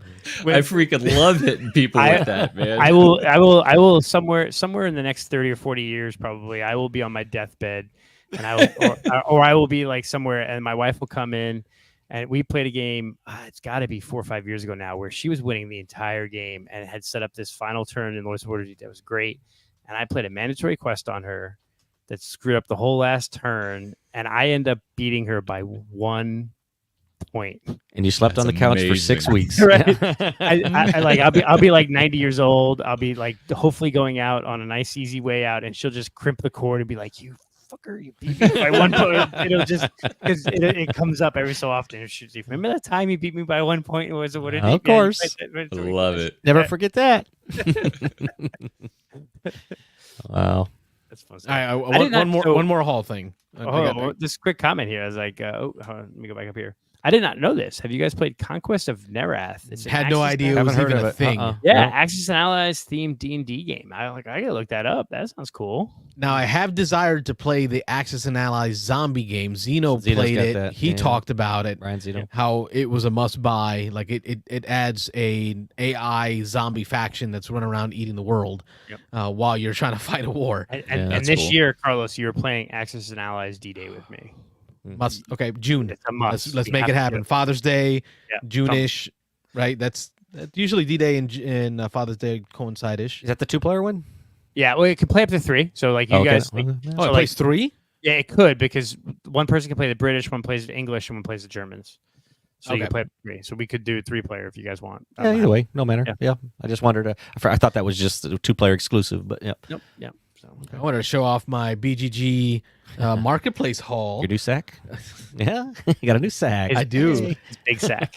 This a big is sack. the Draftosaurus sack, which Diego had picked up when he was at the Dice Tower East, and I was dying to grab it, but apparently they were all sold out, and that was like a special order he was picking up. But they're back in stock. Picked it up. I think it was like, I don't know, like $3 or something. It was not expensive. So it's Draftosaurus, but now it's for normal size hands. But that's not what brought me to their website. What brought me to their website was this. That's a different game. This is War Chest is the name of the game. War Chest is a 2 or 4 player, Yeah, no 3-player. abstract battler that plays with poker chips. But the objective markers are all cardboard. Objective markers were originally circular and then they became hexagonal. Hexagonal?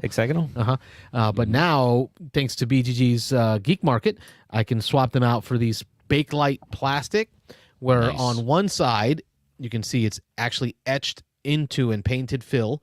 And on the other side, it has the matching screen print to what the token looked like. There's 2 teams. There's a wolf team and a raven team. So that's how you decide which tokens you get. I guess you get to decide which side you like better when you play either the engraved side or the token side. But then there's also the expansion that adds the orders, the noble orders. And in that expansion, it adds the sideboard of cards that have special abilities, but you can only trigger each card once, so you get 3 tokens that you get to place on those cards to indicate whether you played them. So they also replace those with screen printed acrylic, and it's that clack, clack, clack, Nice. which is probably my favorite part about playing War Chest. It's a bag building game because you're going to start off with your sack and a certain number of units. You can spend units to either move them on the board or to attack units on the board. As you draw them out, you spend them to activate their corresponding units that's on the board, or you can spend them to add new units into your board that have different abilities. So it's bag building. You're placing chips in here, shaking up, grabbing 3 each round. That's your hand to play with. It's an awesome 2 to 4 player game. That's a fun game. But this was a great deal. And then right after that, I think I put the order in. Yeah, of course. I think it was Michigal or somebody Yeah, I on think the it was. on the Discord Yeah. posted that the tapestry tokens were $3. Got to go back. So yes, I got to catch them all. When you Did place you, those did orders, you already need put to- in the order for that, Carlos? I'll say, yeah, do the group thing because you can put it out there. People will jump in with you. Yeah. Oh, is that a thing? Yeah. Did you already- People have done that several it's times. not- Yeah. Like there's probably a couple things out there I'd buy if you look. If you're putting an order, you had to let people know, and then people can jump in. Too on it. late to Oh, you already did it? apologize. Oh, I already did it. Okay. But now I know. Yeah. Now Yeah. nobody mentioned that in that No, whole chat. there's always things that'd be interesting. That's maybe another channel is even like there's things I always want to buy on BGG. And I'm like, but I don't want to spend just $5 on this because it's like $5 in The shipping. shipping was $5. Group yeah. buys. So like, Yeah. but yeah, if we Yeah. buy a bunch of stuff together, yeah. I think it was $7 when I was done, and I'm thinking $7 for the Yeah. tapestry tokens. That's still a deal. Still a good deal. Yeah. Yeah. All right, those are my hauls. Those are the things I wanted to show off. Yep. I'll save the other Hall stuff for later. Got Stephen A. saying, "Gotta love those Wednesday BGG flash deals." Yeah, I didn't know that was a thing. yeah, it is. I like Kraftwagen. That's one I want to look into. I have not played that one, so Heard of it, but I haven't played it. getting a reprint. It's on Kickstarter right now. I have to go look at that. There's a Shogun getting another Shogun big. getting I saw that. Yeah. I was close. I was thinking about that Shogun? one. A small box. Yeah. They're gonna They put it just in a did a much big smaller box. Yeah. Now that they're doing a small box, big box, deluxe, small box, deluxe, big box. It's Queen Games, so go ahead and pre-order. Yeah, it's your- Queen Queen. Games. You got Queen, there you go. So they're Yeah. redoing the base game. It comes with the first expansion. It's a square box. It comes with the first expansion. But the one thing that is interesting to me is the cube tower. They have different types of layers now that you can swap in and out to make more or less cubes fall through. Interesting. So you That's can play the a interesting violent part to game me. or a more mitigated war game. Conservative. Just play the rules wrong and have an Who's the one in our group that exceptionally has? Who's the one in our group that has the the meeples? William. instead of- William's got it. Does, Yeah. William's has all he out ever on said that. whether he likes those or not? Because those are like a free thing that they're throwing in. I prefer the cubes, or at least He think I talked do. about that being an issue, that he did not feel that they fell out with the same equity. Okay. I don't know how to say that. The consistency that you expected from the original because of the odd shape of the meeples. Gotcha. All He right. So felt, maybe it that's felt why wonky.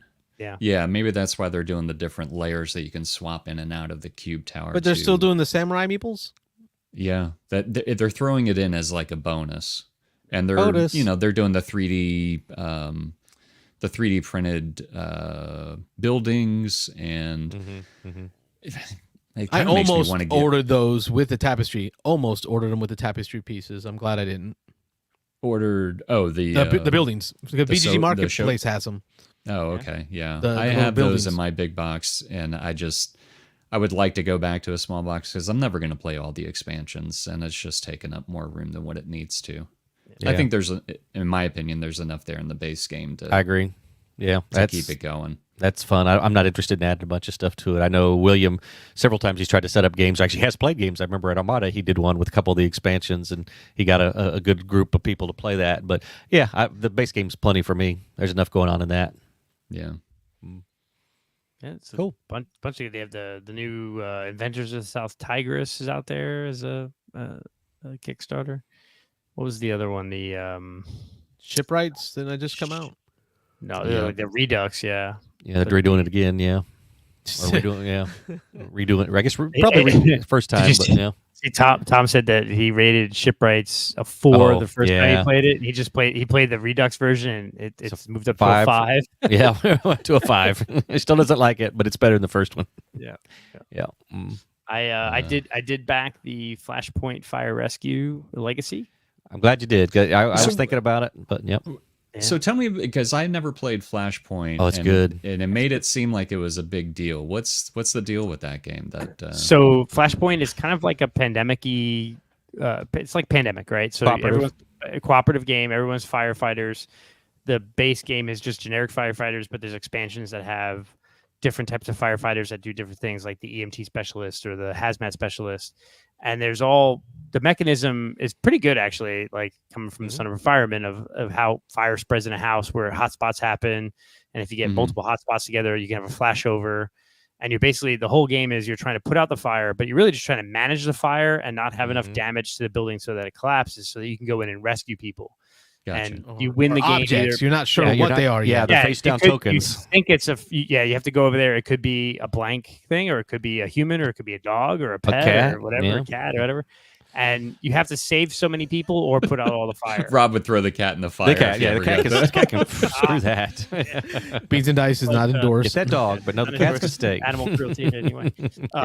And there's been a bunch of different boards. There's like an airplane board and a There's a two-story submarine. board and a Oh, submarine. okay. This sounds and- pretty slick. It's It pretty is good. I think It's pretty I good. would Yeah, put that on my it's- playlist then. Carlos It's and a I good played game. it probably 5 or 6 years ago, and as soon as we played it, we were like, "Man, why do we not play this game more I often?" almost bought it a few Yeah. times, but I have to stop myself because I know you own I it. got it. Yeah. The good news, I own everything ever produced for it. Oh, do you I- really? I Oh, was wow. all in on it. Yeah, I own all the boards, all the things. So the legacy That's a strong version- flex. Yeah. But I just it actually hit me because it's a cooperative game and it's fire based, right? It's So, a good like, game. It's really good. Like my dad was a fireman, so I think it's on the level of Pandemic when it comes to cooperative game, like the It's fun tough, factor, the though. feeling. Yeah. What's good is it's difficult, there's but there's it's like a so family intuitive. version. Yeah, so you can play a family version of it, which is Yep. which simplifies some things. Then you can play an advanced version, and then there's expansions that have a whole bunch of other stuff. The legacy version, they're going to do kind of like the Jaws of the Lion thing, where there's a spiral-bound book. Mhm. So like they needed to have boards. All the boards in the original version, the expansions are all like cardboard. So obviously to keep costs down, we could just print out the board. So as you go through this campaign where you're kind of building your firefighters, fighting through multiple, whatever, different fire situations, you can just flip the page and go to the next scenario. And there's a way to reset it, which is kind of cool. But yeah, I'm a big fan. That's good. That's cool. I busted out. I played Flashpoint with my family this week because I was like, all right, I just backed this Kickstarter. Let's get back to the table. So I need to play it. It's been 5 or 6 years for me, but I want to play it again. Yeah. That might make my top 20 list again. So there's actually a Steam implementation of it too. That's pretty good.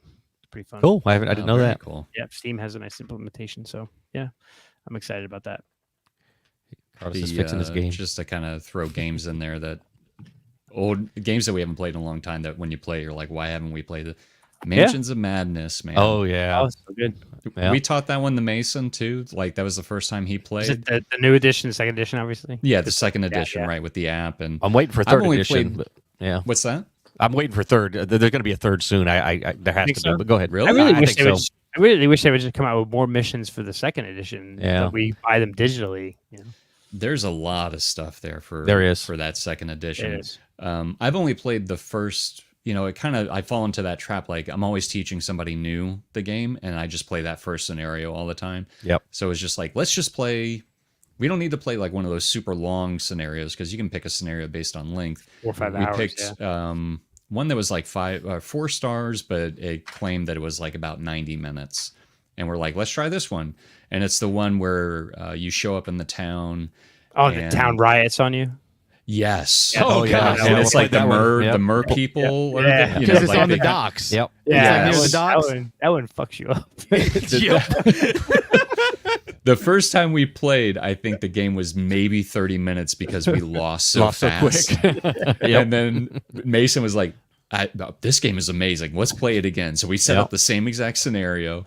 We played through it, and it played way different the second time because like the first time, the mob, they're at the front door, but then they go away. It was like, as soon as you start the game, we're like, well, the mob's outside. We're not going that way. Let's go this way because it's the only other way we can go. End up on the docks, right? Yeah, they changed. Right, you end up on the docks, and the mob like circled around and got us. Oh, the funny thing is the mob circles around, and I'm running towards the docks, and the mob starts coming at me, and Dan is like within a couple of spaces of the mob, and Mason's way at the other side, or a few spaces back, and he's got dynamite. And Dan, like, we have no idea what dynamite does. We're like, we don't know what the blast zone is. And Dan's like, just throw it in there. It's fine. I love Dan. Just do it. Just see what happens. And of course, Dan's within the blast zone and he gets taken out of the game because he's already been hurt so many times. But it was like, that's a tense game when the mob splits up and then they start coming from different directions. And then they're calling people out of the ocean, like the beings out of the oceen. Man, that game is so good. I don't know why we don't play that more, or I don't know why I don't play that more often. Yeah, what I found is actually if you like we played through it with just the base game, right? We played through those missions, and then as you add the expansions into the app, you get pull the pieces from the other expansions. It'll pull some different tiles. So like you may know the story, but the tiles. And some of the stuff will change, and so like what I would recommend doing is like if you have the game and you can go in and turn off some expansions, turn off. Descent does that. Descent second edition. I have bought a bunch of expansions, and it just adds those monsters into the rotation for all scenarios. Right. So you can replay new scenarios and get different creatures. Also, player count will change the way the map lays out. Also. Yeah. So turn on and off some expansions every now and then. Mess with the player count. Yeah. I have the original 2 expansions, like the ones that were impossible to find, that are no longer in print. I have those, and then the first expansion for the second edition. And I mean, like I said, I need to get it to the table more and play through those. The 2 expansions for the original first edition. Mm-hmm. Yeah, they did reprint those for the second edition. There were like conversion packs for them. Yeah, there were conversion packs. Oh, right, with the conversion. So if you have the first edition, you can buy the conversion pack and use them in your second edition. Yeah, these were the 2 expansions for that. Now, I debased all my minis. The one thing I could not stand. I don't even play with the minis. We just played the cardboard. Sorry. I took out all the cardboard shits out of the black bases, and then I, at the time, Armada had a laser cutter, so they were selling acrylic bases.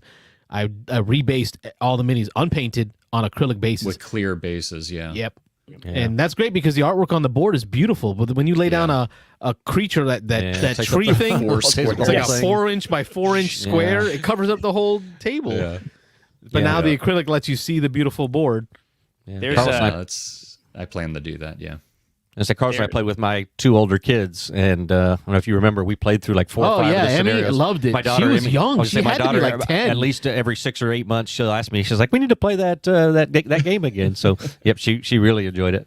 Because unlike Zombie Side, where it's a fun, minis romp through killing stuff, but there's not much strategic thinking. Story. Yeah. And the narrative piece, I don't get scared at it. You got the puzzles that you got to do on the app and stuff like that. I mean, it adds a lot to it. And then the music. Yeah. We got yelled at because of the music. I brought my 9-inch Bose or Harman Kardon speaker, Bluetooth speaker. It's like a 9-inch subwoofer style speaker, portable. Took it to Armada Games. Oh man, they're like every 5 minutes when it does that one long. Yes. They're like, you need to turn that off. Yep.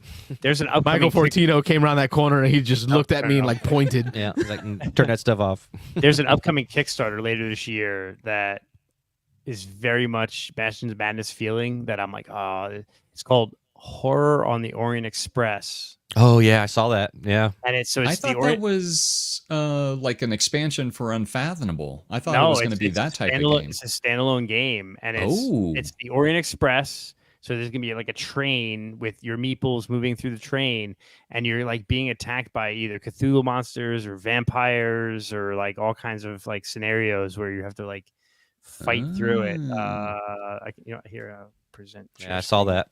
Yeah, I love that we've gone over time and we're just like still talking. Just going.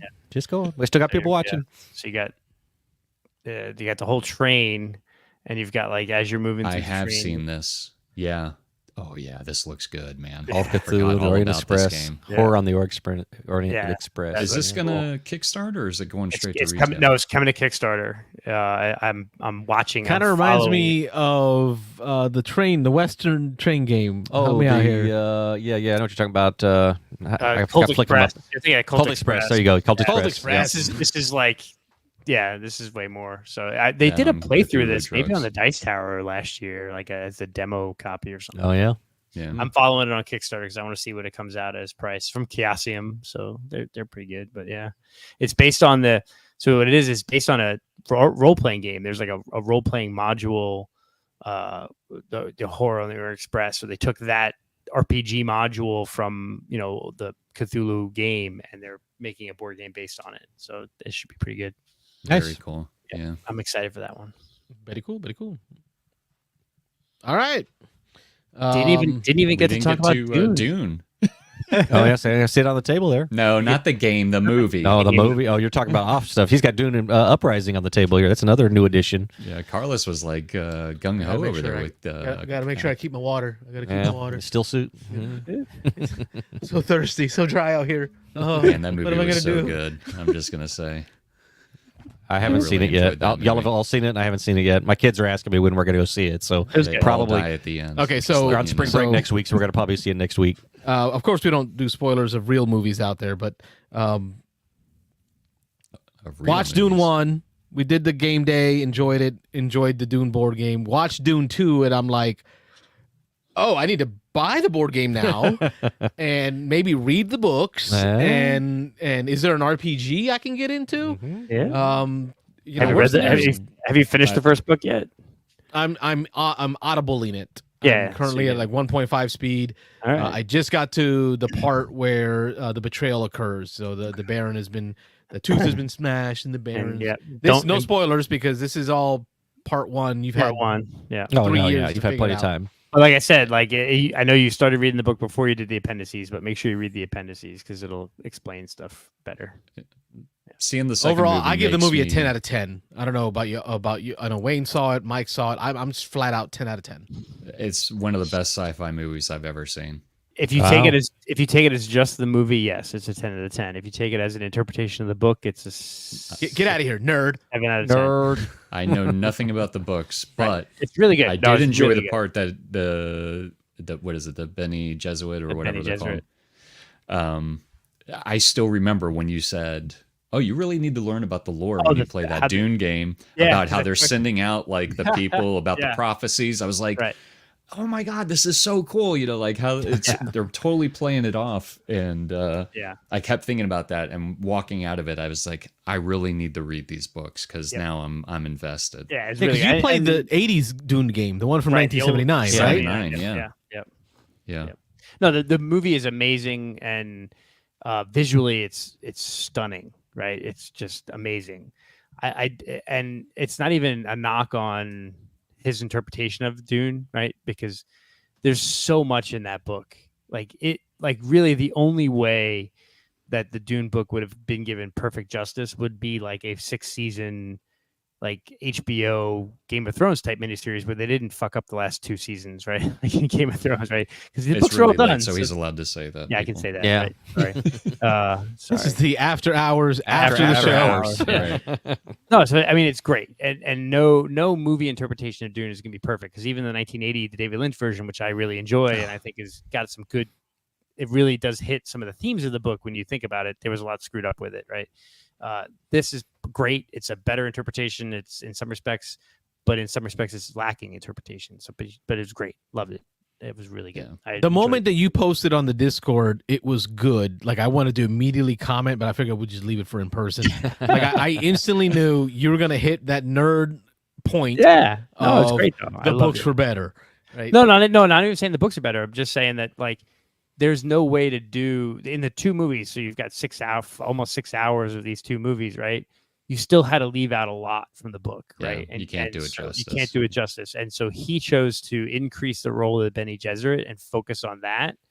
And he downplayed the Mentats and some of the other stuff, which Right. great. Like I if there don't- had been a Praetor character in the movie, Yeah. that would have been fun to watch. The, And he was- the no, he- Mentat for the Baron. Yeah, there was. He was there in the scene where they all got killed. And then if you pay attention, he's actually there. But right? they don't Right, flesh him out. right, Like right, they they- don't flesh you him don't out, really right. you don't really he- see his part of the. Right. Yeah. But I think what he did, the way he showed the saddle car and the Imperial planet and all that, it's great. You know, The colors. Talk about the colors, yeah, man, fantastic. or lack of. Yeah. Yeah. Like that. If you can't see it in IMAX, I highly recommend going. It's bare minimum. You have to go to Dolby Digital. Bare minimum to see it. Oh, in you that have way. to see Dolby Digital IMAX. Yeah, I think my biggest complaint about this second movie is the lack of a time jump. Right, the fact that, and Rob, this is not spoiling anything. Paul goes from it really isn't. So Paul goes from like, you know, hey, my whole family just got killed to being the leader of the Fremen in like a 9-month time period, where in the books it's over like a 2 or 3 year period. Yeah, but it's a montage, bro. It's Dances with Wolves. montage. It's Avatar: The Blue People. Like, even- I'm an outsider, but now I'll be your leader. Thank you. Right, Yeah. just happens a little Teach too me quickly. your ways, and I'll take over. Yeah, and there's a character in the books that becomes a big character that doesn't even make it out of somebody in the movies.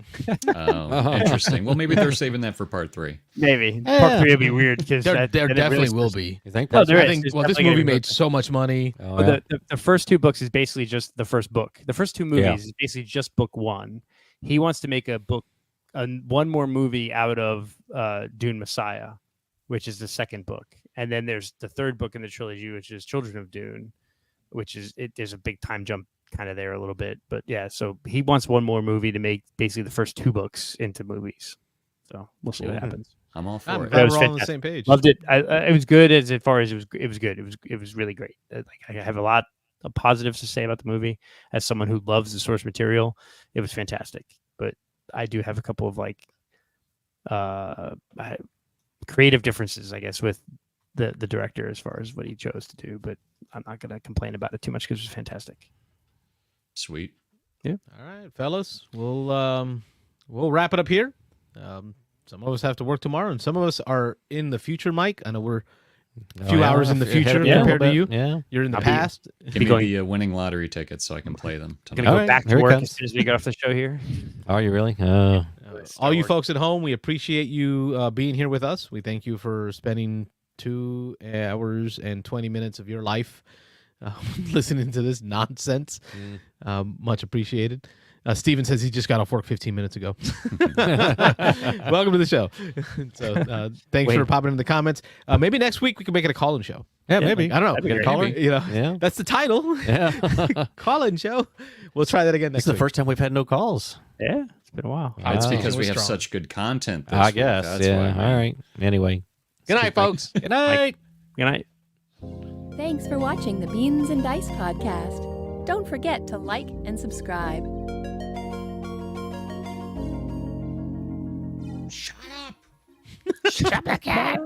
Check out the Concordia episode for more on that.